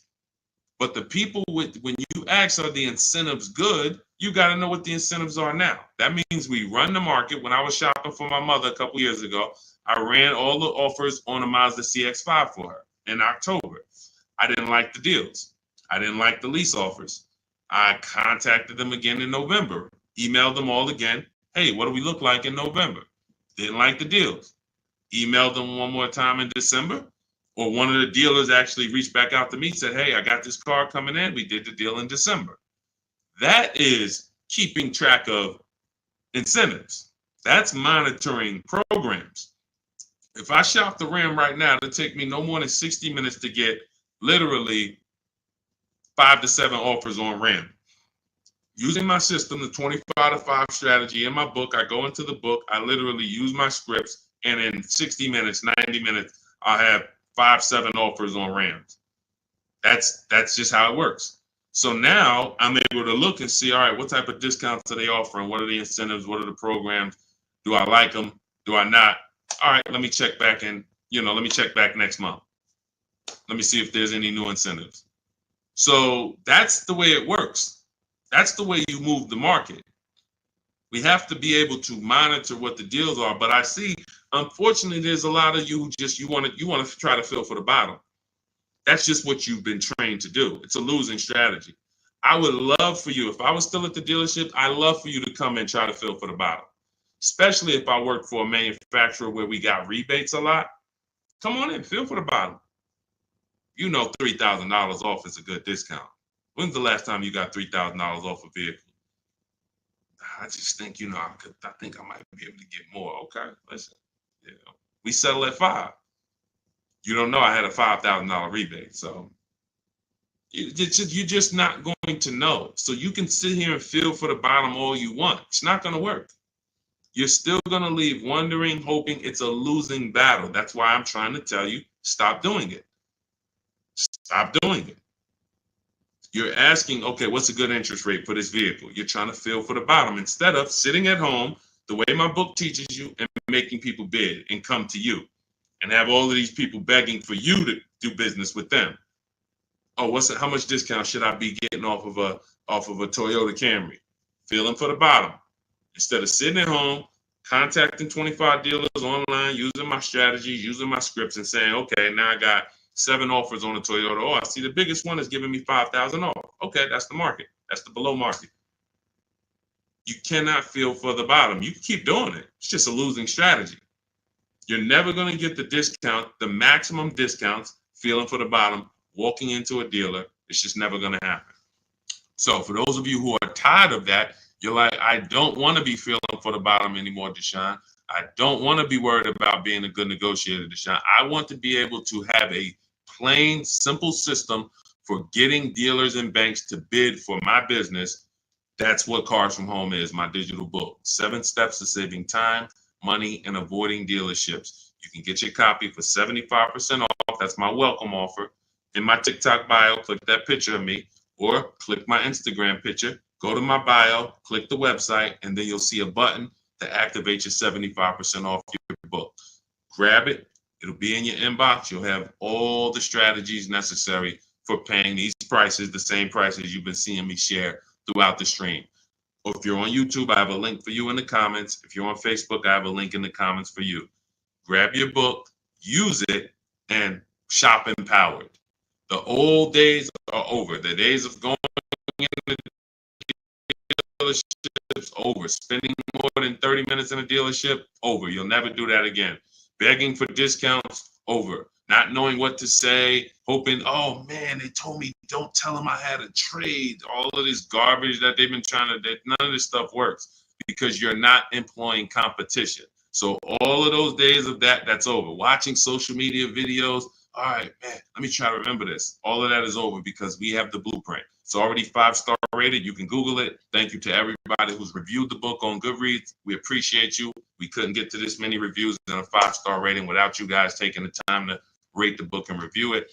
But grab your copy. As long as you get there before the 30 minutes is up, that welcome offer is only good for 30 minutes. After that, the book does go back up to $97, which is still a great price. But $24 is better than $97. So get there before the 30 minutes is up. TikTok bio, Instagram bio, YouTube comments, Facebook comments. Use the book and go win. All right? Unlearn everything you've been taught. That's the key. Leave everything you've been taught at the door. Trust this process. Success is guaranteed. All right? God bless you. I'll see you on the next stream.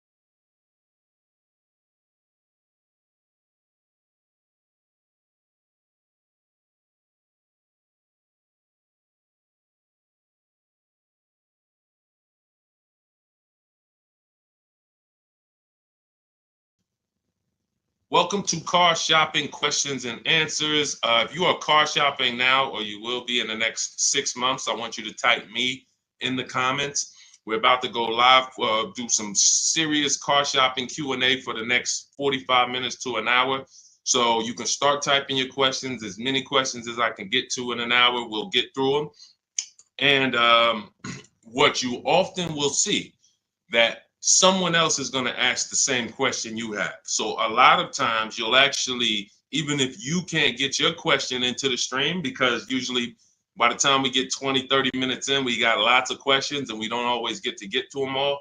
But usually someone else will literally ask the same question that you have. So, so we can start talking. I'm just sharing this to Facebook now. This entire stream is sponsored by my new digital book. It's called Cars from Home. 7 Steps to Saving Time, Money, and Avoiding Dealerships. You can get a copy for 75% off for the next 30 minutes in my TikTok bio, my YouTube, in my TikTok bio, my Instagram bio, the YouTube comments, or the Facebook comments. And the book's normally $97. Everything we'll be going over today will be out of that book. Every answer that I give you is out of that book. So if you want the entire blueprint and you don't want to remember the things that we're about to go over, you grab the book, and obviously everything we're about to go over, we wouldn't be able to cover everything that's in the book. There's like 100 questions that'll be answered in that book. So let me just share this to Facebook, and we'll get started with the first question that we got from TikTok. So type your questions in as fast as possible, and type your questions in one shot. Don't do like a part one, part two, and because then Dolan can't bring them into the stream. Okay, Dolan, let's get going. Let's throw up the first question, please. Nora, I'm upside down on my vehicle. How do I get out or pay off early? There's two ways to deal with negative equity. One of them is easier. It depends on the resources you have. So you have the option to pay the difference, which means you are actually going to say my highest offer for my car is $18,000, but I owe $20,000. That means I have $2,000 of negative equity. I'm going to pay that off. That way I can go and do a clean transaction for my next car. I don't have baggage going into my next car. And I get to maximize the value of my current car through what we call a bidding process. So we don't trade our cars. We only get bids from cash buyers like Carvana, CarMax, Kelly's Blue Book Instant Cash Offer, AutoNation, Car Gurus, and Driveway. That's 6 cash offers we get. These are companies that fight feverishly to buy cars. They pay more than dealers, and they write checks on the spot. You literally go, have your inspection, they go into the accounting department, and they come back with a check for you. This is not like selling your car on Facebook Marketplace. So they're going to pay more than dealers. So you want to make sure, if you can, you sell to them, because that's going to be the highest offer you're going to get for your car. And that's going to be the least amount of negative equity you will have. If you can't pay the difference, then you must trade. And trading is a curse word here, because you never get what your asset is worth trading. If I wanted to trade this phone, I'm not going to get as much as I would get putting it on the open market and getting prices and offers for it. So trading is a last resort.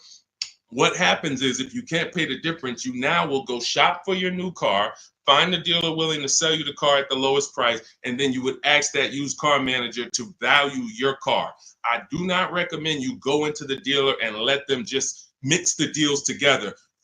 Write me a deal where you work in my trade-in with my negative equity. No, shop for your car, get your best offer from a dealer, new car, used car, or lease. And then once you identify the winning dealer, that's when you say, hey, can you take a look at my car? What's it worth to you? Now it's its own separate transaction. And if your payment was this $800 a month, you'll know, now what is my old car going to add to that? If my payment was $400 a month, now I know what is my old car going to add to that. And I can see what you're giving me for it, how much negative equity I'm going to bring into this transaction. And it's an easier way to understand the numbers. You don't want to be mixing transactions if you don't have to. And the key to understanding negative equity and the cause is you don't lease. That is the cause. The only way you're having negative equity is you continue to buy cars, but you're not a long-term person. You trade them in or replace them before the loan is paid off, and someone taught you not to lease. So you're going to continue to be in this repetitive cycle because you don't lease. There are emergency situations where you need to switch cars, but if you're not keeping your cars 8 years, this is rule number 1 in my book. You should be shopping for below market lease deals, not for purchases. So that's your 2 options. Decide which one you can do, and then you make your move. Now, and also keep in mind, you have loan to value ratios when you have to transfer. The bank's only going to approve about 20% of what the actual new car price is. So whatever car you're buying, if you're buying a $30,000 car, the bank's only going to approve 20% more than that. They're not going to allow you to slap $10,000 on a $15,000 car, because they're only, they have loan to value ratios. So what you want to do, if you have a large amount of negative equity, you want to shop for cars, and you want to shop for cars that you can get big discounts off of. There's certain cars that have rebates. They're not listed. But in my system, what I do is I teach you how to get bids on cars. You know, we have some people, I mean, I'll show you people who've gotten $15,000, $20,000, $30,000, $27,000 off. I'm not going to exaggerate. The biggest discount we've helped someone get using our strategies is Milligan on her Mercedes-Benz. She got $73,000 EQE, and she paid $51,000 for it, 54. It's $27,000 off. I got it up here. So if she had, let's just say she had 15,000 in negative equity, it's no problem. She's not going to blow out the loan to value ratios because she got a huge discount off the new price. So it's going to fall within the bank's parameters. But I hate negative equity. I call it the devil to your car deals. I call it the bad credit for people with good credit. So it's important that when you get out of it, you know what the cause is, because if you don't know the cause, you'll be in negative equity again in 3 years. Most of you who have negative equity, you should be moving from a purchase into a shopping for below market lease, and stop tying up your money in these cars, and you'll never have negative equity again. 8 long-term people who keep their cars 8+ years, you never have negative equity. See, that's, you know, there's a reason for that. I'm keeping my car, I'm paying it off, I'm beating depreciation, I'm getting all the money out of my car. Short-term people should not be buying their cars. Go ahead, Dolan.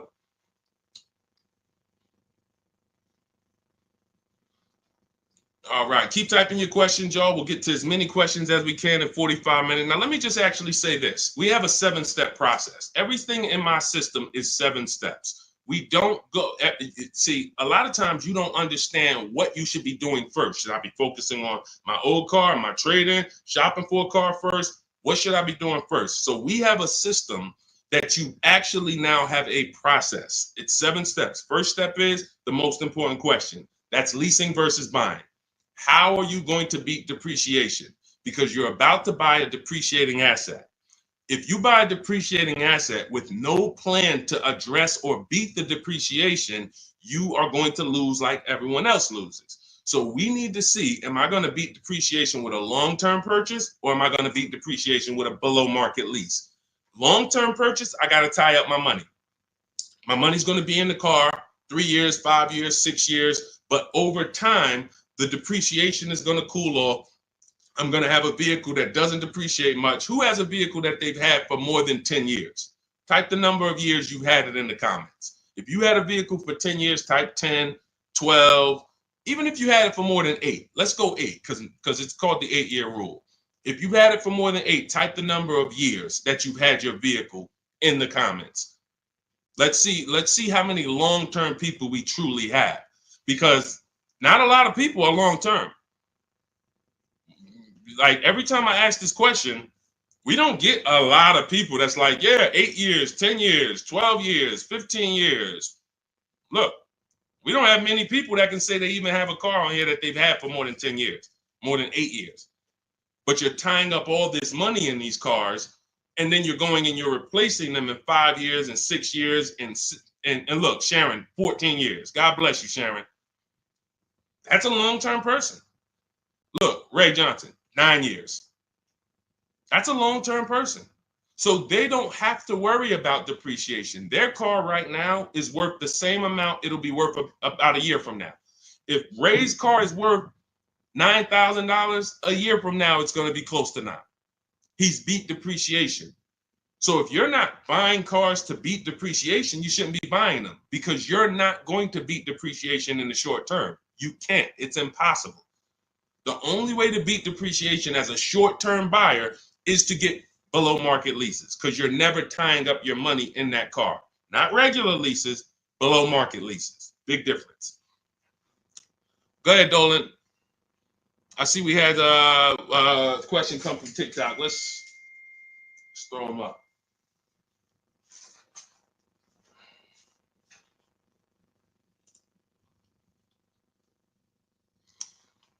Okay, what about a fun car? I'm planning to keep my brand new car for 5 years. My previous car was a lease and traded in since I had positive equity.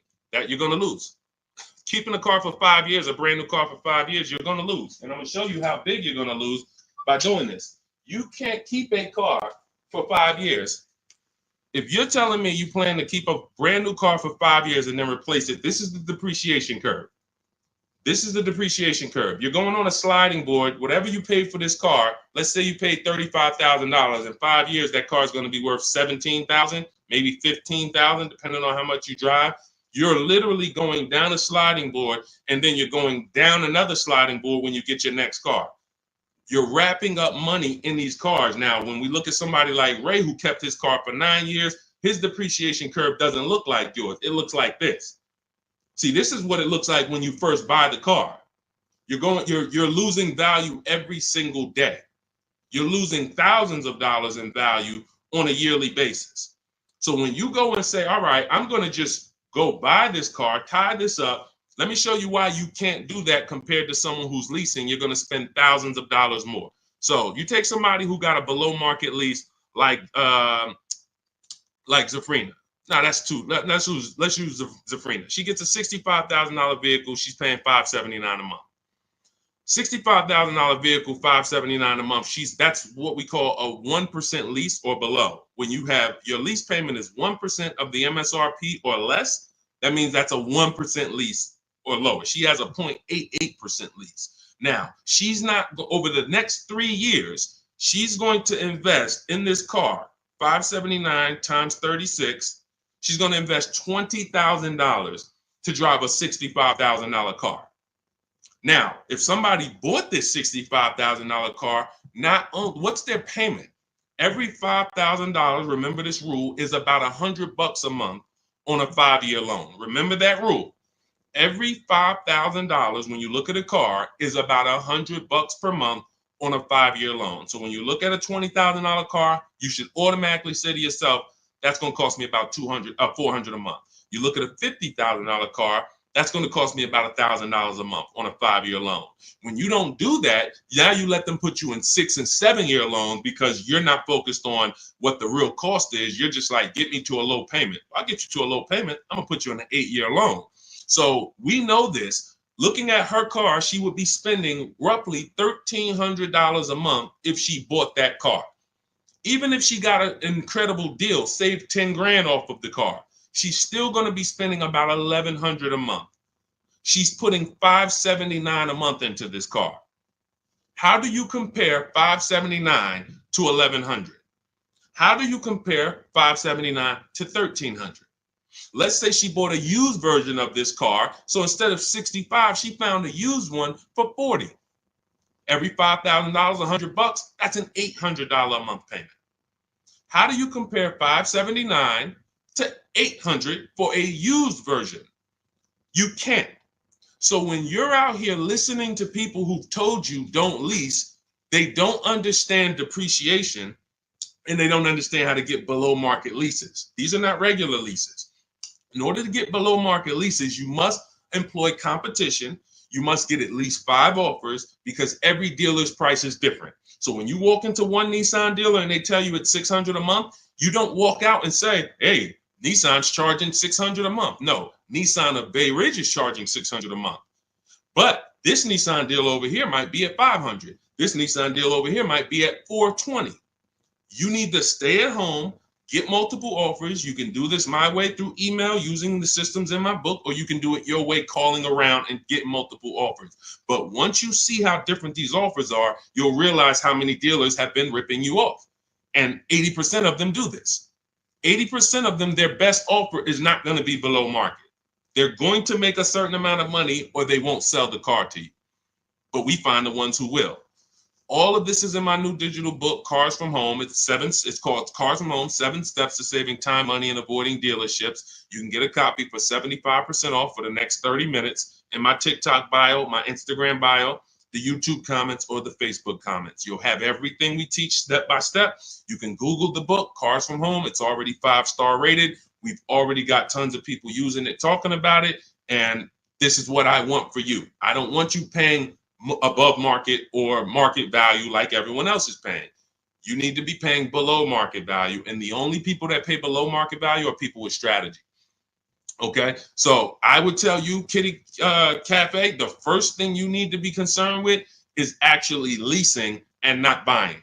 You said you were a leaser. See, and oftentimes people who go from a lease to a purchase, I'm sorry to say you didn't get a good lease deal. Because if I'm paying, think about what Zafrina's paying. Let's continue to use Zafrina as an example. If Zafrina's paying $579 a month for a $65,000 car, $579 a month only gets her about $28,000. Let's call it $30,000 on a loan. So for her to go and get the same $579 payment, she's going to only have about $30,000 to spend on a car. If she goes with a 6-year loan, maybe she can get like a $33,000, $34,000 car. That's it. That's her loan. So she's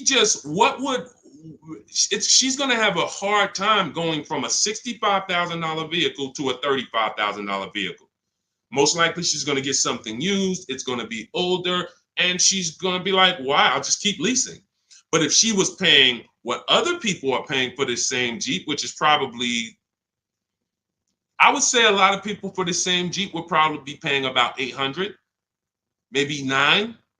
People with no strategy, they're probably paying $900 a month to drive this $65,000 car. It's easy to justify. So they're paying $800-900 a month. Then yeah, she might say, well, maybe I'll just buy something because I'm paying almost $1,000 a month to lease. But that's the difference between a below market lease and an average lease. There's a big difference. All right. Go ahead, Dolan. Next question. The leasing versus buying thing is really what's hurting a lot of you. The leasing versus buying thing and the not getting below market leases. There's so many bad things about what's been out here with leases. It's horrific. I spend every day putting out information trying to dispel this. But I realize there is so many voices that have told you guys things, but here's the thing. I talk numbers and I show numbers. If you pay attention, the people who tell you about leasing never talk numbers. They never show you numbers. All they do is rent. Leasing is renting. Leasing limits you. You limit, they pick your mileage. You pick the mileage. It's so much bad information. But I've been leasing since I'm 22 in the car business. Got my first lease, Pontiac G6, $20,000 vehicle. I was paying $256 a month for it. Meanwhile, I had a friend, they're paying almost $500 for a Toyota Corolla. We both got a car for about the same time. They're paying $500. I'm paying $256. I'm seeing what they're going through with their car breaking down, getting older, because they kept the car for a while, getting older, and now I'm on my second car, paying a low payment. And as a young person, you don't want a $500 payment. I didn't need a $500 payment when I was 22. Just had my daughter. I needed that $256 payment. They had just had a family too, but they got to come up with $500 a month to drive about the same price car. The Corolla and the Pontiac G6 at that time were about the same price. You can't justify to me in any way that makes more financial sense. There's nothing you can say to me unless that person's going to keep the car, pay it off, and then keep the Corolla forever. If you're going to keep the Corolla for 10 years and then you pass it down to your daughter or your son at their first car and now you just got an extra car, that's a different story. You shouldn't be leasing if you're that person. But if you're a 5-year, 6-year owner, 7-year owner, and you're just paying these high payments, you pay your cars off, and then you go back into another finance, you're just overpaying. You're throwing thousands of dollars out in the garbage, and there's no way around it. You put me against anybody. You put me on the stage with Dave Ramsey himself, the guy who has programmed thousands of people never to lease cars, and you give me 15 minutes. I don't need 2 hours with Dave. I don't need to debate you for 2 hours, Dave. If we're not talking about investing in mutual funds, you do a great job there. We're talking about the financial aspects of below market leases. Let me show you what a below market lease looks like. Let's consider what a person who buys their car is going to pay versus a person who gets a below market lease. Let's look at the resale values of this person who buys their car. When they go to trade that car in, what they're going to get back. And let's look at the net money they have lost compared to the person who got the below market leases. I will prove it to you in 10 to 15 minutes. And are you willing to tell your millions of people that you have programmed incorrectly because you know nothing about buying cars? You have programmed people based on you being a financial advisor, not a car person. You haven't seen thousands of car transactions to be able to say what you're saying. I've been involved with credit. Credit's a big part of what I do over the last 15 years. I don't teach it. Why? It's not my expertise.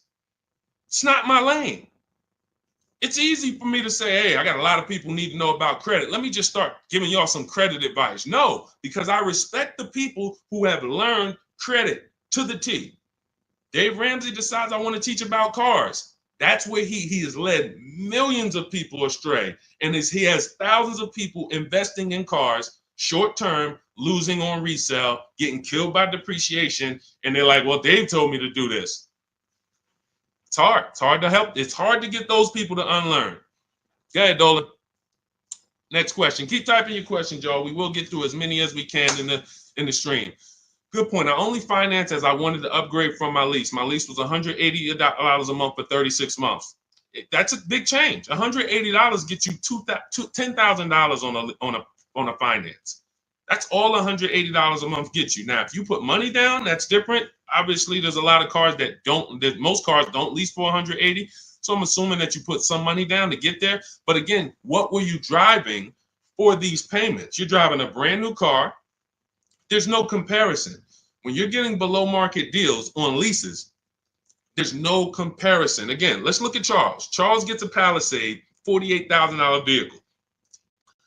Some people, and you may own one of these. And if you were honest, you say, Deshone, I own that vehicle. How much is your payment? No money down. Probably $800-900 a month. Probably $1,000 a month. He's paying $597. Some people say, oh, Deshone, don't they limit you on mileage? No, you pick the mileage. Look at Jen. Jen got her Honda CRV. She's paying $512 a month. It's a $40,000 vehicle. That's normally $800 a month to buy on a 5-year loan. She's paying $512 a month, and then she upgraded the mileage from $12,000 to $18,000, and her payment went from $512 to $563. 40 some odd dollars. She gets to drive as much as she wants, as she needs to drive, not as much as she wants to drive, as much as she needs to drive. And the problem that that you may have with leasing is you didn't get the mileage you needed, and then you started blaming the lease. You knew you drove 15,000 miles a year, but instead of getting 15,000 miles a year, you took the 10,000 mile a year option. You looked at the payment for 10,000 because you might have not been getting a below market lease, so the payment was high, and you're like, okay, well, just give me the 10, and then you know you needed 15, so now you're going to pay the penalty based on not the lease's fault, based on you. You could have paid $45 more per month, got every bit of mileage you needed, and then you could have enjoyed your lease hassle-free, dropped it off in 3 years, no problem. So people are blaming the lease for their lack of understanding about how they don't pick the mileage for you on the lease. You pick the mileage. We got people who drive 25,000 miles in lease because they don't want to keep their cars tied up and have that depreciation on a car they own. If they drove 25,000 miles, any high mileage drivers, type HM into the comments. Any high mileage drivers, you drive over 18,000 miles. If you bought your car, tied up that money in that car, and depreciated it with high mileage, that car is going to be worthless in 3 years because you put 75,000 miles on it, and then you come back to replace it, and you have 15 grand of negative equity, and you wonder why. You depreciated the car. Meanwhile, when I was at Hyundai, I worked at Hyundai as a manager for 6 weeks. I had a guy who came in, he was dropping off his lease. I learned something incredible. I said, car had 72,000 miles on it.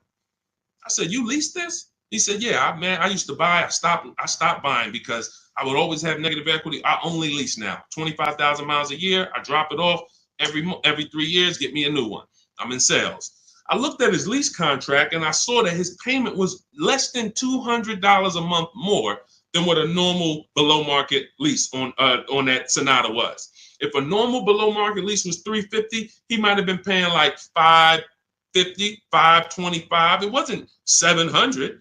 He was paying a couple dollars more, but he could drive 25,000 miles a year, drop that thing off, never have to worry about negative equity. Mileage doesn't stop you from leasing. It's not about how much you drive. It's about how long you're going to keep the car. because a below market lease is how we beat depreciation or long-term ownership. Nothing to do with how much you drive. You pay for the mileage whether you buy or lease. Doesn't matter. Go ahead, Dolan. Keep typing your questions, y'all. We'll get through as many as possible. What's up, Ashley? What's up, Kenyari? What's up, boss babe? Ashley, good to see you. But I made my wife lease a brand new electric Equinox, $350 per month, and no sales tax. The $180 was a 2021 Corolla lease before the chip shortage for $3,000 down. Solid, solid. These are the things that you don't want to get away from until you're ready to keep a car long term. If you are leasing and not keeping cars 8 years, keep leasing. Make sure you're getting multiple offers so that you can get these below market leases, so that you're not paying these prices on the commercials that you see with $5,000 down and all of this tax that's not included.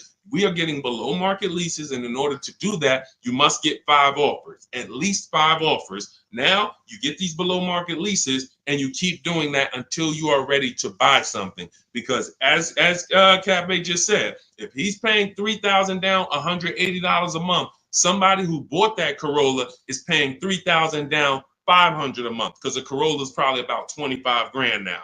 So that's a $500 a month payment with their taxes that they're paying when he's paying $180.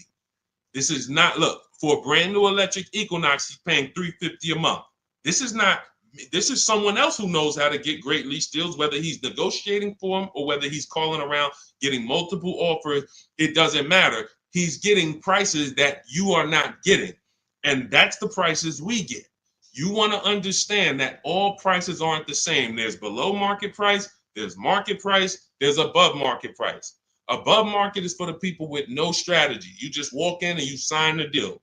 You might say no one time, and then the next offer you sign it. Market value is for the negotiators who are trying to feel for the bottom. You don't know where the bottom is, but you say, hey, take $2,000 off, we got a deal. Give me invoice price, we got a deal. You're paying market value. You're not getting anything special because there's hidden money, rebates, incentives that you don't know about. There's markups in the lease contracts, in the money factor, money hidden, you don't know about. And you'll never know about it until you get multiple bids. But below market price is reserved for the people who are shopping multiple dealers. We do it from home, getting multiple offers, and now you're paying $350 a month for a car that other people are paying $600 a month to own. You cannot justify pulling up in the same car and one of you is paying $350, one of you is paying $600. But the one who's paying $600 says, well, I'm going to own this. But by the time you pay it off, you're just going to turn around and get another car and do it all over again. So you never win, ever. It's a bad way to move. Go ahead, Dolan.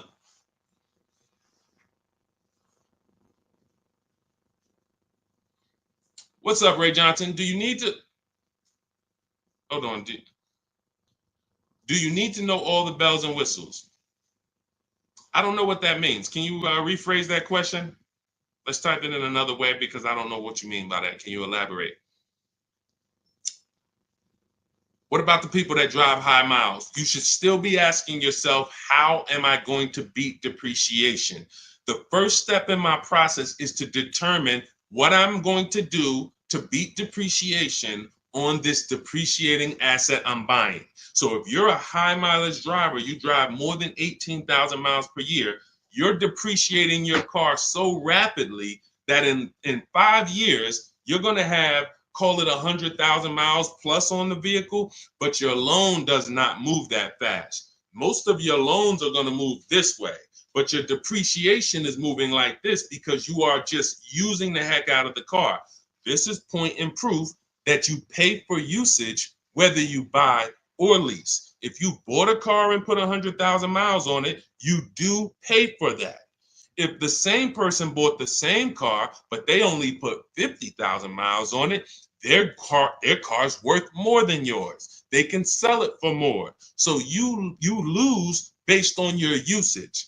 So in the short term, you can't win driving high miles because you are literally destroying the value of your car. Then you flip to another car. That'd be like you doing this. Hey, do me a favor. Give me this car, let me depreciate it like crazy, then let me swap it out and let me get this car depreciated like crazy, and you just keep doing it. Depreciate it like crazy, but you're never getting to the point where the car is paid off and now the car starts to depreciate like this.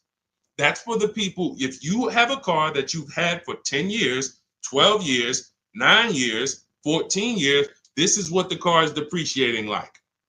You're losing a little bit every year. If it was worth $9,000 this year, it's probably worth $8,200 next year. You beat depreciation. And that's when you enjoy, this is the benefits of ownership. This is what I call in my book, the reward stage. You don't get here without long-term ownership. And if you're not built for long-term ownership, that is okay. But what you should be doing is doing what my client who was in Hyundai did, doing your high mileage lease, shopping for a below market lease, and then driving the mileage you need and dropping off your car in 3 years and going and getting a new one over and over again. You're never tying up your money in these cars.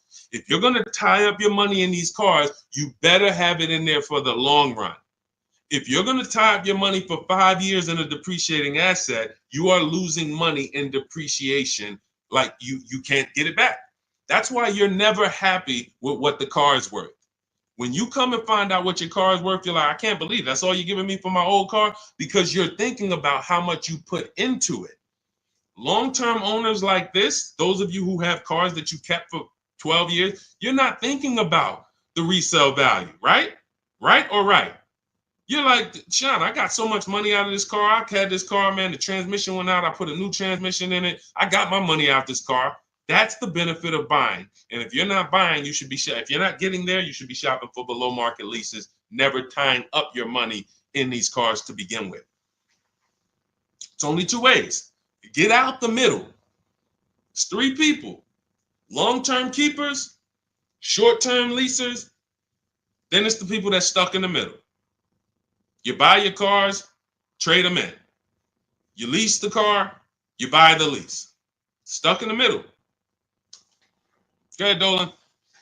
All of this is in my new digital book. If you're like, Deshone, there's no way I'm going to remember this. You can get my new digital book. It's called Cars from Home, 7 Steps to Saving Time, Money, and Avoiding Dealerships. It's already 5-star rated. Thank you to everyone who has rated and reviewed the book on Goodreads. We appreciate you. You can get your copy. It's normally $97, but for the next 30 minutes, you can get your copy for $24, which is 75% off if you get to my TikTok bio, my Instagram bio, the YouTube comment link, or the Facebook comment link before the 30-minute timer hits zero. After the timer hits zero, price does go back up to $97, and it's worth every penny of $97. This book will be the top 3 most valuable books in your library. And when I say valuable, I mean the books that save you money. There's only a few books. I got a bunch of books. You guys can see I'm grabbing them. There's only a couple of these books that have actually put money in my bank account or helped me save money. There's not a lot of them.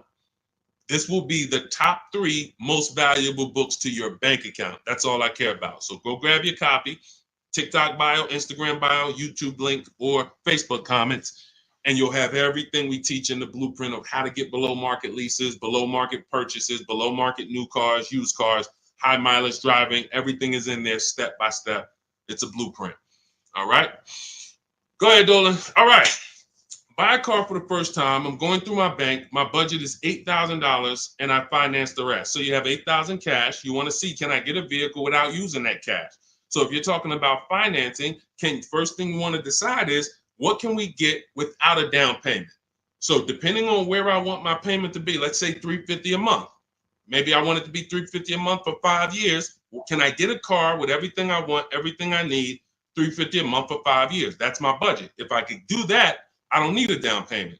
Now, if you say, okay, $350 a month for 6 years, no money down, that's a little more money. If you say, all right, $350 a month for 5 years, but then I'm going to use some of my down payment. Now I can get even more car. And then your max budget might be $350 a month with my down payment for 6 years. See, all of those numbers didn't change, but the terms changed and what you bring to the table changes. That budget doesn't change, but you don't realize if I get a car for $350 a month for 5 years, I paid less than if I get a car for $350 a month for 6 years. So these is how we budget. I actually have a tool in my book called the Perfect Budget Calculator I created, where you put in your preferred down payment, you put in any equity you have from your old car, you put in your max monthly payment, you put in the average interest rate, and it'll give you up to 6 goals that you shop from. So when I went and got my used Infiniti truck, I had 6 goals. One of them was no money down 5 years. Next one was no money down 6 years. Third one was money down 5 years. Money down 6 years. Then the fifth one was money down and the equity I had from selling my old car. And then the sixth one was money down, equity, and 6-year loan. See, there's multiple ways to budget where you don't go over your max. But I find the problem is when we budget with our max in mind, I only want to spend $500 a month, $500 a month, $500 a month. You usually go in and you spend what? $600, $550. You're putting $1,500 on a credit card because you didn't calculate the taxes. The tool in my book, the Perfect Budget Calculator, calculates the taxes in your state. So you don't go in and say, oh man, I didn't know there was another $3,000 in taxes and fees. Who's had that happen? Oh man, I thought we was making a deal, but you forgot about the taxes and fees. See, all of this stuff you don't realize should be normal in a complex financial transaction. But what they've taught you in the car business is to just treat car buying like you're buying a TV, because it makes them very rich. I've been in the business for 14 years. I sat next to people who I know shouldn't be in the business, but they're not going to get them out the business. They make a lot of money for the dealerships. They'll always have a job. Even if they get fired here because the customers start complaining, they'll go there and they'll say, hey, look, I made 300 grand at my last place. Oh man, when can you start? These people are always going to have a job. So when you look at the industry and say, okay, if this is what the industry is like, what do they care about me? They don't. The 20% of dealers who get up every morning and they do the right thing. They want to beat their competition. They're honest. They want to make sure that they're giving you the best service. It's 20%. 2 out of 10. You're going into your local dealer and you're buying from them, not realizing that's an 80% dealer. All they do is make a lot of money on their customers. If they can't make a lot of money on their customers, they won't sell the car. And you know what's beautiful about the car business? For those of you who are wolves and sharks and evil, it's not about the customer winning. It's about you making the customer think they won. I'm going to say that again. For those of you who are like, what business could I get into where I can make 200 grand? And I don't need to have morals, as long you are trained to make the customer think they won. And that's all it's about. If that's why you start high and you come down. If you know your price on your car is $600 a month, you start at $800. This is what the worst people do. You know that the full price for your car is $600 a month. When Mr. Jones sit down, hey, Mr. Jones, all right, we got a great proposal for you. Great news. We're going to make you a great deal today. Your payment's $790 with $2,000 down. What? That seems like a high for this car. The car's only this. That seems real high. And then I didn't even want to do any down payment. All right, so you didn't want to do a down payment. So, all right, look, if I could get the down payment out, your payment would go from $790 to now it's $840. No down payment, though. What's more important than you, the payment or the down payment? No, well, both. But what's more important? If you had to pick one, well, I really don't want to do any money down. All right, so right now we're at $840. Where can we agree? I'll talk to my manager. Where can we agree that you'll be happy? Because I want to make you happy, Mr. Jones.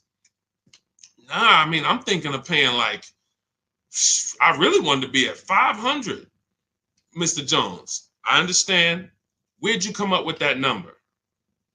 I just thought, like, I'm looking at the car, I'm thinking, 500 seems fair, but follow me, Mr. Jones. You're looking at this car, you know where the demand is, you know there's no cars around. This is all stuff that's not true. You don't know where the demand is because you haven't shopped. There's no cars around. You don't know that because you haven't shopped. But these guys we are absolutely trained to, if you want to use your powers for evil, it is very easy to get you. That's why we don't shop that way. I would never send you in to deal with people who negotiate every day for a living like this. Your power is being at home, having multiple dealers compete for your business, and that's how people like Tasha get these deals. Thousands off on a brand new car, only 1-year-old car. This is how we got grandmothers who do this. Look, India, ridiculous deal on a Toyota. Look, Hyundai, $365 a month, no money down. 2024 Hyundai Elantra, limited with the leather in it. She didn't get that going in negotiating. You can't. But from home, that's where the power is. That's why our entire system is called Cars from Home. I can sit here and walk you through why you can't win. I don't care who you are. So when I'm telling you, you have to change the way you shop. When people say there's no deals, they're right. To you, there's no deals. To someone who doesn't have shopping strategy, doesn't know how to put dealers against each other, there are no deals. But to people like us, we've been making deals. Let me show you, Bonita. Let me show you a pandemic deal. When people were out there thinking, no deals, Deshone, this is so bad. When is the market going to change? Look, Bonita, 2022, she leased her dream vehicle, a 2023 Kia Telluride. She put $600 down, drove off $600 a month.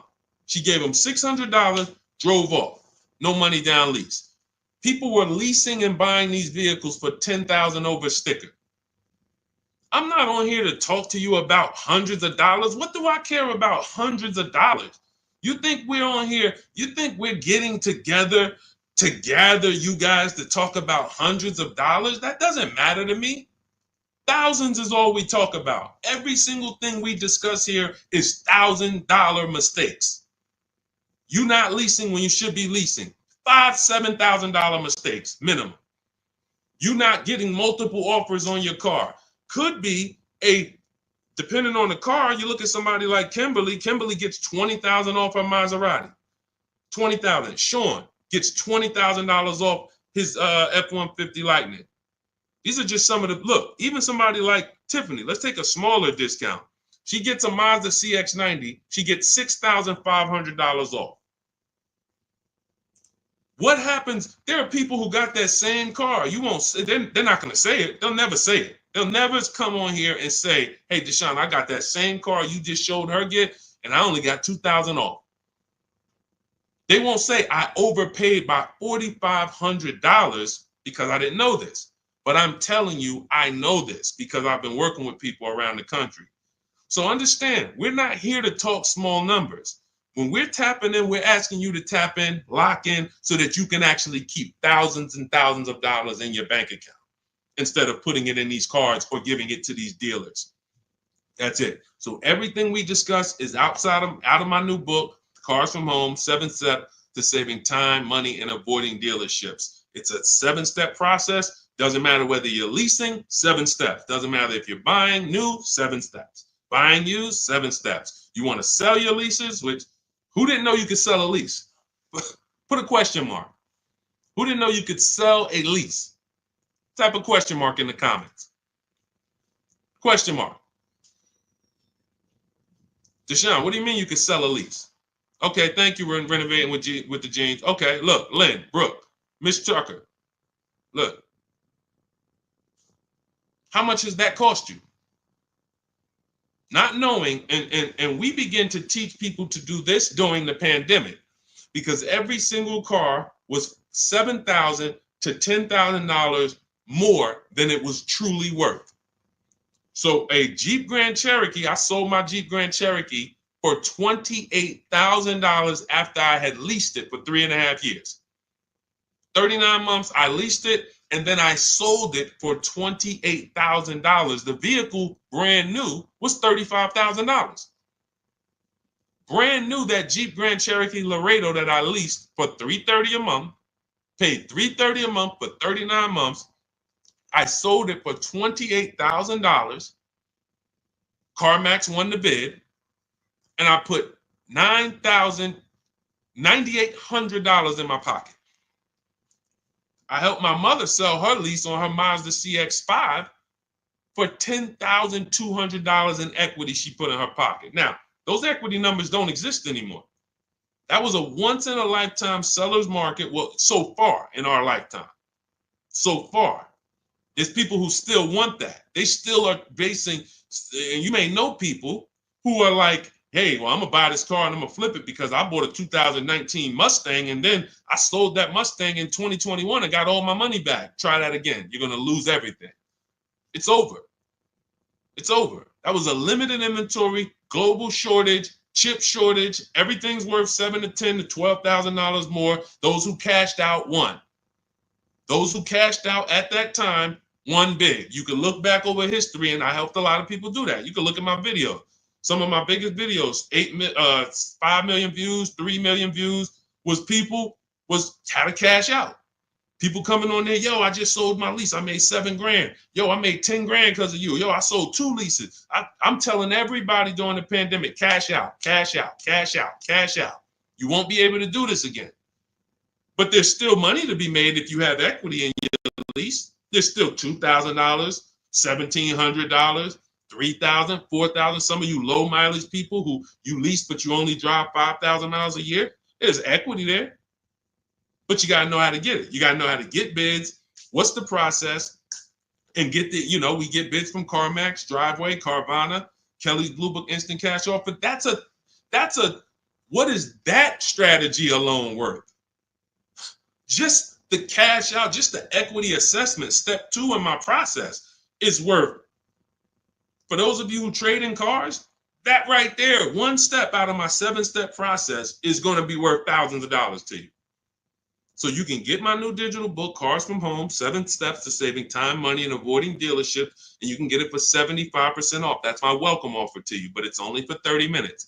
You go to my TikTok bio, my Instagram bio, the YouTube comments, or the Facebook comments, click that link, and get your copy for 75% off. You won't even pay the $97 price. You'll pay $24, but you got to get there before the timer goes to 0, and then it goes back up to $97, which is worth every penny. Book's worth every penny of $97. It'll be in your inbox in 2 minutes. And make sure as soon as you get the book, you screenshot the thank you page, because the link to open the book is actually on that page. You open the book on that page, and I also email you a copy, but my support team's email is actually on that page as well, because sometimes you type your email wrong, you're typing fast, you're trying to hurry up and get it before the sale, and then you end up typing your email wrong. We can't send the book to a wrong email, so that you'll have my support team's email there. But this is the most serious thing outside of buying a house. There's nothing more serious to me. And some of you are not going to even buy houses. Some of you like, Deshone, I'm a renter. I don't plan on buying. That means the car is your most expensive purchase. And you're going to do it over and over again. You might have 5, 10 of them in your lifetime or more. You lose $5,000 on every one because you didn't have strategy. That's a tough gig. That's a tough gig. I wouldn't want to be in that situation. And I'm not going to be. And anyone who's listening to me is not going to be. Go ahead, Dolan. Let's keep the show on the road. Do you need to know all the extras you want? Upgraded sound system items that are not in the base price? Absolutely. Whenever we buy a new car or we shop for a lease, we always build our car. We go on the site because we want to know everything's available, because we don't want to get a car and find out there was an option we wanted that we didn't get. And we also want to know what we can live with and live without. And we want to build our car to come up with an MSRP. So if the car you want the panoramic sunroof, you want the blind spot monitors, which most cars come with now, whatever it is, you need to have an idea of what that's going to cost. So once we build out our car, we determine our car is $42,900 the way we want it. Now, most times we're going to reach out to dealers and they're not going to have the exact car. That's why we always come up with, and when we're leasing, we come up with a couple colors. Buying, we don't compromise as much, because this is a car you need to love. You're going to have it for 8+ years. You don't want to compromise on what you want, or be talked into something, or let you convince yourself of getting something, a color you really don't love, because you're buying this car to keep it for the long run. Now, on a lease rather, you can be much more flexible, because in 2.5 years, you're getting ready to shop again. You get a 3-year lease, 2.5 years, 6 months left, it's time to shop again. So we want to make sure we can be more flexible with that. But yes, we want to know how much it's going to cost so that we can start to budget We always say with a lease, when we build out our car, we take 1.25% and we use that as a gauge of around about what it should cost. So if we're looking at a car that's $42,300, we multiply that by 0.125 and we say, okay, 528, that's a fair below market lease deal. Now, if we can do better than that with bids, we will. If the lease program is not as good, when we get our bids, it might come in at 1.3, 1.4, our best offer. We're going to have more offers than that. If your other offers aren't higher, then you didn't shop the right way. Because when you shop, you should see a $3,000 to $5,000 to $7,000 difference from your best offer to your worst offer. When you get offers the way we teach, you're going to get more market value, below market value, above market value. You're going to see them all. And you're going to be like, wow, I can't believe all these dealers, this their best offer? Yes, they want to sell and make a lot of money. But we don't care about them. I don't focus on the 80%. We're looking for the 20%. So we use this as a gauge to say, all right, this is around about what I think I should be looking at paying, depending on the deal that I get when I actually get my offers. So that's why it's important for us to build the car. Those are all the reasons it's important for us to build the car before we actually go shop for it. Okay? It's a great question. I see you. I'm leasing this year. There you go. If I could get more people to lease, wake up and look. I don't want you leasing if you're keeping your cars 8 or more years. That's the key, because sometimes people will come on the stream, hey, is this all about leasing? No. If you're buying, there's so many things you need to know about getting below market purchases. New cars, used cars, we haven't had those questions come in. People are not really asking questions about used cars and things of that nature, but I'm answering the questions that Dolan puts up that you guys are writing. So when we look at purchasing, there's a ton of questions that we got to look at, ton of questions. But when it comes to people not keeping their car 8 years, you should be shopping for leases. You're not keeping a car long enough to beat the depreciation. The depreciation's going to kill you, not the loan. Doesn't matter. Loan's okay. You could pay cash. Doesn't matter. The depreciation's going to kill you. That's what you're doing. You're buying a depreciating asset, trying to keep it short term, flip it, and do it again. You can't win. The only way to win with a depreciating asset is long-term ownership, or never tie your money up in it in the first place, which is a below market lease. Go ahead, Dolan, throw that one back up.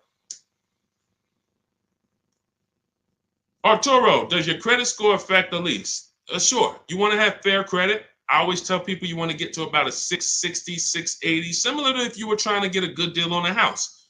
You would be trying to set yourself up with a good credit report to buy a house. Now with leasing, you can also lean on payment history. So if you have a $400, $500 a month payment, you've been making it on time for 2 years, that weighs heavily in you getting approved. So I always say it's nothing that gets you approved for a new car like a paid on-time payments for your old car. The banks look at that and say, well, hey, we can see, yeah, credit cards might be high, but they never miss the payment on their car. They never miss that $500 payment. That means something to the banks when your credit score is a little in that marginal in that marginal range or that mid range. So I always tell people, get to a fair range, work on your credit so that you're able to lease, and don't tie up your money in a long-term purchase because you can't lease right now. If I couldn't lease right now, my only mission would be to get an inexpensive car, get my credit to a 660, 670 to lease. I wouldn't be trying to get a Dodge Charger, $20,000, $30,000, $40,000 car. I'm going to pay 20% interest. And when I go out to replace that car, I'm going to have so much negative equity because the interest alone is going to bury me because I don't have good credit. So now I'm no closer to leasing. My payment is going to be high. And I usually end up with an older car because I'm trying to squeeze my way into a nice car that I could show off and feel good about. Nah, I mean, I work hard. I want to be able to drive something that, I feel good about. But you haven't qualified yet. You haven't qualified to drive something great yet. If you have a 500 credit score, 600 credit score, you're not qualified to drive something ideal yet. You should be sacrificing to get set up so that I can make a power move. And what you do in getting set up is you get the least expensive car. that you can get a loan on. You get a $10,000 car, quality, small car. Try to get something that brand new was $24,000, $25,000, Hyundai Elantra. Get yourself a smallest car that you can qualify for, and you have minimal payments, $200, $250 a month payments. You pay those payments on time. You make sure it's a quality car, and you go and you make a move for a lease once you've established yourself. Or you can just do what other people do and say, you know what, who could get me in this brand new whatever, or who could get me in that, used Mercedes? And you're going to lose in every way. The quality of the car is not going to be ideal. The loan is going to be out of control. The interest is going to be great, ridiculous. You might not get a great price on the car because you come in looking desperate. You need a car, not want a car. You need a car. So nothing is working for you. Everything's against you. So it's much better for you to discipline yourself. Say, look, I don't mind driving something that I don't feel great about, but I'm working on my credit. I'm going to make these payments on time. I'm going to get myself to a 660. I'm going to have 2 years of on-time payments, and then I'm pulling off the lot in a brand new lease. Power moves. That's a plan. Go ahead, Dolan. And in my book, that's called the SMART car strategy. It stands for saving money at the right time. If you can't qualify for a lease, your only goal should be to set yourself up to lease. Now, if you're buying and your credit's not good, I'm an 8-year person. I keep my cars 8 or more years. Nothing wrong with buying a higher priced car and refinancing it later. So if you say, hey, I need to get, if you're a long-term person, your goal should be get a great price on the car. You're going to pay more in interest and then fix your credit. And instead of changing the car in 2 years to a lease, you would change the loan, refinance, and then you would keep the car. So it's depending on long-term versus short-term is everything. That's why in my book, it is step 1. You need to know from the get-go, am I a long-term person, 8+ years, or not? Because that's going to be the foundation we build on. Everything else comes after that. Karen, thank you for helping with my digital book. I wasn't checking my email. Of course, we want to use cars. So you're just following the multiple marketplace strategy. There's steps before that. And here's what I tell you, guys who have my book, ask yourself, what step am I on? This is what I tell everybody that I work with. Ask, what step am I on? Because if you're doing step 3, but you have not done step 1, that's a clear indicator. Oh man, I haven't done step 1. Step 1 is leasing versus buying. Most important question. How are we beating depreciation? We go into deep. I show you lease scenario, purchase scenario, lease scenario, used car scenario, to make it very clear that if you set out to buy, but you should have leased, can't help you. You're lost. And I talked about that earlier. We ran Zafrina's $579 a month payment versus what a new car would cost her, which would be $900 or $65,000 car. That would have been $1,100. Or a used version was $800. So you can't compare that. If you go out and you get a great deal on a purchase and your payment's $700 a month, then that means that lease payment probably would have been $400 a month. There's no way to, how do I get out of this? You shouldn't have been in it. That's why this is step 1. So what was that question? What was that question? I don't even know how I got on that. Oh, you said I want a used car. Yeah. So so you want to ask yourself, where am I at in the process? Because we're not in the market until step 5. Step 5, we're in the market. That's when we're on our marketplaces, shopping, narrowing it down. We have specific ways we narrow down used cars. This is not just general information that you could find on social media and you Google it, how to buy a used car. Yeah, good luck. That stuff means nothing. Car salespeople are been watching those blog articles for years saying, okay, this is what they're coming to do. Don't tell them you have a trade-in. Okay, good. Stuff has been around for 20 years. What we're doing is we're narrowing it down when we get to step 5, based on title history, service records, accident history.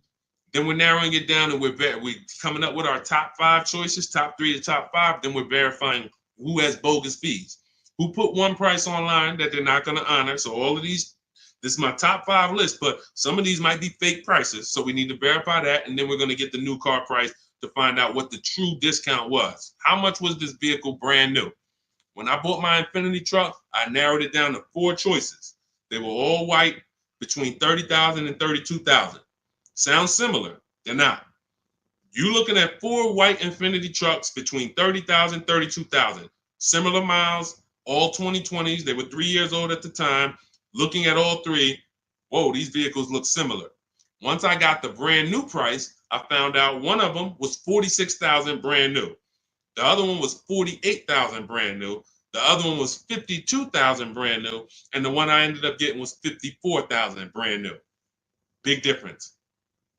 See, so what seemingly was close was nowhere near close. The furthest apart was 54 to 46. It's an $8,000 difference between the least expensive one and the most expensive one.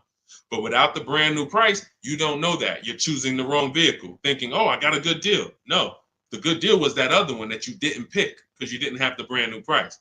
So that's step 5. But we got plenty of things we do before that to verify the DNA of the vehicle, check the data. And look, let me be clear. It takes me 90 minutes to buy cars. I'm not putting a system together that takes days. I'm not going to do it. It's not necessary. Choosing your vehicle, that might take you days. Going and looking at cars, test driving, that might take you days. Deciding what you want. We call that shopping. That's a step in my book. Shopping, not buying. That's deciding what you want. But once you know what you want, 90 minutes. Now, first time you use our system, it might take you 2-3 hours because you're just learning. You're overthinking. Haven't trusted our process yet. That's normal. But once you see, wait, this is simple steps. I'm going to websites, putting information here, looking at this. This is stuff a high school kid would do. If I could teach a high school kid to buy a car, it'd be easier than some adults because they don't have to unlearn much. Adults, it's like, hey, but I don't have to go into the dealer. You know, hey, Deshone, I went into the dealer and this is what they said. Deshone, my dealer called me and they said this. Well, when did I tell you to talk to the dealer? I thought you were coming to use our system because you didn't want to talk to the dealers. Yeah, you're right. See, that's overthinking. Now, that doesn't mean you're going to lose because we got a lot. That's how a lot of people come. You're trained to do things one way. You have to unlearn that. But once you see what we do, you're like, man, I can do this again next time. It'll take me 2 hours. I get any car I want in the country, Bentley, Rolls Royce, Corolla. It's going to take me 90 minutes because I'm using the internet. We're emailing. You know, I'm not getting in my car and driving to a dealer. So that's what we need to focus on. I know you have the book. Make sure you're asking yourself, where am I in the process? Start with step 1, just check them off. Step 7 is delivery. So when you check off delivery, you're done. You got your car. All right. Everything that I'm teaching is in my new book. It's called Cars from Home. It's a digital book. It's called Cars from Home, 7 Steps to Saving Time, Money, and Avoiding Dealerships. You can get your copy for 75% off. It's part of my welcome offer. It's normally $97. But if you get to my TikTok bio, my Instagram bio, the Facebook comments, or the YouTube comments before the 30-minute timer hits 0, you got your copy for 75% off, which is $24. And it'll be in your inbox in 2 minutes. So once the timer hits 0, price does go back up to $97. And it's still worth every penny at $97. Go ahead, Dolan.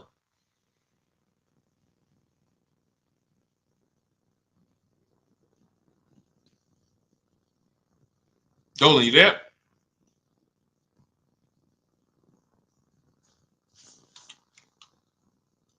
All right. Is it worth buying a BMW or Mercedes brand new or pre-owned certified? That's a matter of budget. As long as you're going to keep the car 8 years, the only difference between a new or used purchase is budget. And if you can afford both, now it's about your values. Do you want a new car because you only buy a new car every 10 years and you're like, man, I'm going to treat myself, I could afford it? Or do you want a pre-owned car because you're like, hey, I want to treat myself, but I could also take a 2 or 3 year old one and I'll be just fine with that. Now, what I always say, if you're going to buy something close to new, 1 or 2 years old, you need to shop the new market first because you might overspend for a 1 or 2 year old vehicle because you don't know what the new market is for a brand new one. So, example, Kimberly saves $20,000 off her Maserati. Sean saves $20,000 off his F-150. Milligan saves $27,000 off her Mercedes-Benz. So when you look at these vehicles, and I show these deals, if you're on YouTube, if you're on YouTube, that's Melissa. If you're on YouTube or Facebook or Instagram, you can see these. You zoom in here, you can see she saved $27,000 off her Mercedes. And some of these vehicles, even with these leases, you'll see people have saved 10 grand, 7 grand. Now, let's take the more dramatic discounts over 10 grand. If you can save over 10 grand on a brand new vehicle, then that means when you go buy a 1-year-old one, what should you be saving? If I know that the new market is 10 grand off, then for a 1-year-old one, I'm looking for about 18 grand off. I'm not looking for 15 grand off. 5 more thousand, I'll get a brand new one. So I need to know what the new market is to know what the used market should be. Now, this is once you get to 3 years old, you don't need to do this because 3-year-old vehicles, there's a lot of options because there's only 2 ways dealers get most cars. They're going to buy them off their customers or buy them from auction, or they're going to buy them after the lease. So 3 ways. Buy them after the lease. Most leases are 3 years. They're going to buy them from their customers. Most people don't trade their cars in 2 years.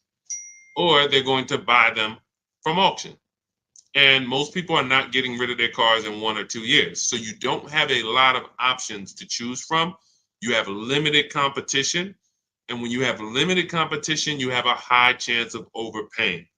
But if I shop the brand new market and I see, wait a minute, on this car, brand new, I could get $20,000 off. Now, some of you might say, wow, if I could afford, I'll just get a brand new one. If that's the market, because I didn't know that the discount was going to be that big. But once you see this, okay, I know I can't pay more than on a used one. See, somebody who would buy a 1-year-old F-150 Lightning, truck's normally 70,000, 73,000. So they might look at a 1-year-old one for 55 and be like, wow, that looks good. Thank you, Renovating with the Gene. They might look at it and be like, okay, wait, this is a 1-year-old vehicle and you asking 55,000 for it? That sounds good. Because it's brand new. How much is it brand new? Well, 73 brand new. Whoa, that's a big discount, man. All right, yeah, I ain't gonna even argue with you. Let me get that. Not realizing that the brand new market on that vehicle, the person saved $21,000. So 73, 63, 53. So literally the brand new market on that vehicle was lower than what you just paid for a 1-year-old vehicle. And what's going to happen when you go to resell that vehicle later? You're going to lose because you overpaid by thousands of dollars. So this is so important to understand. People overpay for used cars all the time for a variety of reasons. They don't know what it was originally. What was the original new car price? To even know they're getting a good deal on a used one. They don't know what the actual new car, again, this is for the 1 and 2 year people. You got options because somebody asked, hey, should I buy brand new or should I buy pre-owned? That means you probably have the money to afford both. So you might go out and buy a 1 or 2 year old pre-owned. But if you're like Milligan and you bought one of these electric ones, she saved $27,000. If you went in and you bought a 1-year-old one and you got 20 grand off, you might think you won. But she got 27,000 off a brand new one, which means if I saw 27,000 off a brand new one, for a 1-year-old one, I want 35 grand off. I want 38 grand off. The new market for this vehicle is very soft. So that means the 1-year-old market should be very soft. It's an extreme depreciation. Another reason why you don't buy these vehicles. Now, mind you, you know what I didn't mention? The people who paid for this vehicle and didn't get $27,000 off. It's people who are going to see this stream. Again, most of them will never say it. They have this same vehicle that Milligan has. Same $73,000 vehicle. They went in, they negotiated. They said, listen, all right, come on, man, make it 10 grand. 10 grand off. And they went home thinking, hey, honey, you're not going to believe this. Guess how much they took off the truck? How much? 10,000 off.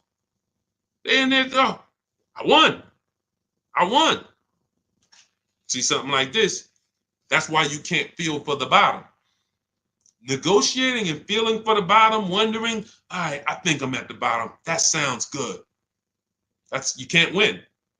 In fact, I've showed you multiple ways you can lose huge like that, and people are losing like that.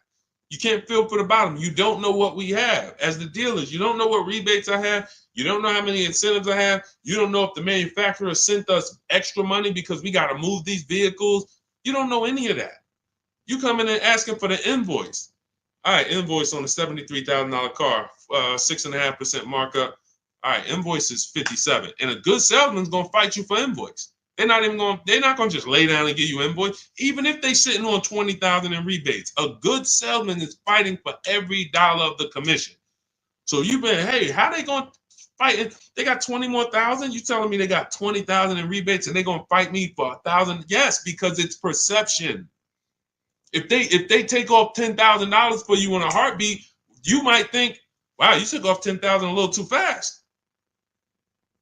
This is how salespeople are trained. So I'm telling you, the people who believe it, they're going to win. If you listen to me, you're going to win. If you don't listen, you're going to keep losing. And when I say losing, I mean, show me your car deals. Show me your car deals. That's all I care about. Sean, I'm going to do it my way. Okay, show me your car deals. DM me.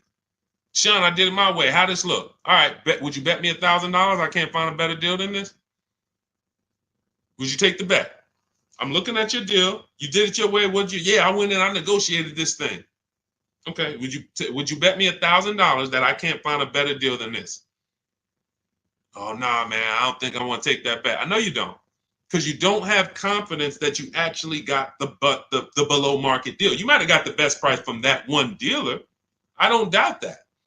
But that dealer is an 80% dealer, and his competition would blow this price away. But because you didn't talk to his competition, you never gave his competition an email, you never gave them an opportunity, you don't know that they would have beat this price by $3,000 or $5,000 or $10,000. That's what we do here. That's what Cars from Home is. That's why our system is called Cars from Home. All our deals, 90% of what we do is from home. 90%, and sometimes 100%. Only time we can't do 100% is if a dealer doesn't deliver or we're buying a used car. Used car, we must go to the dealer. We must test drive that. That's our last step in our process before we lock the deal up. We cannot, but we've had tons of people who never left their house. I have a couple of them on here. Delivered the car. Let's see if we got people on here. Leasing process went quick, sent the email. Anyway, I could pull up a bunch of people who just did. That's simple, because dealers this is 2024. Like, people think Carvana is the only place that delivers cars. There's plenty of dealers, especially the 20%, that'll bring the car right to your doorstep. Look, about 5 days I walked out. Yeah. Anyway, all right, I think we've done enough. Look, everything that we've taught today is out of my new book, Cars from Home, 7 Steps to Saving Time, Money, and Avoiding Dealerships.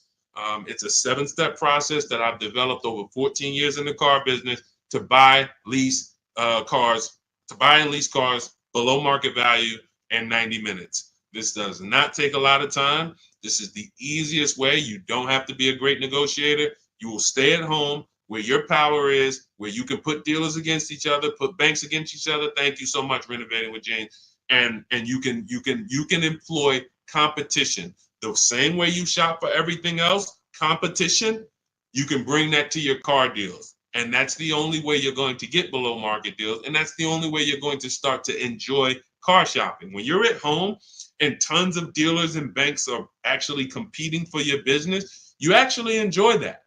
That's why when you see people like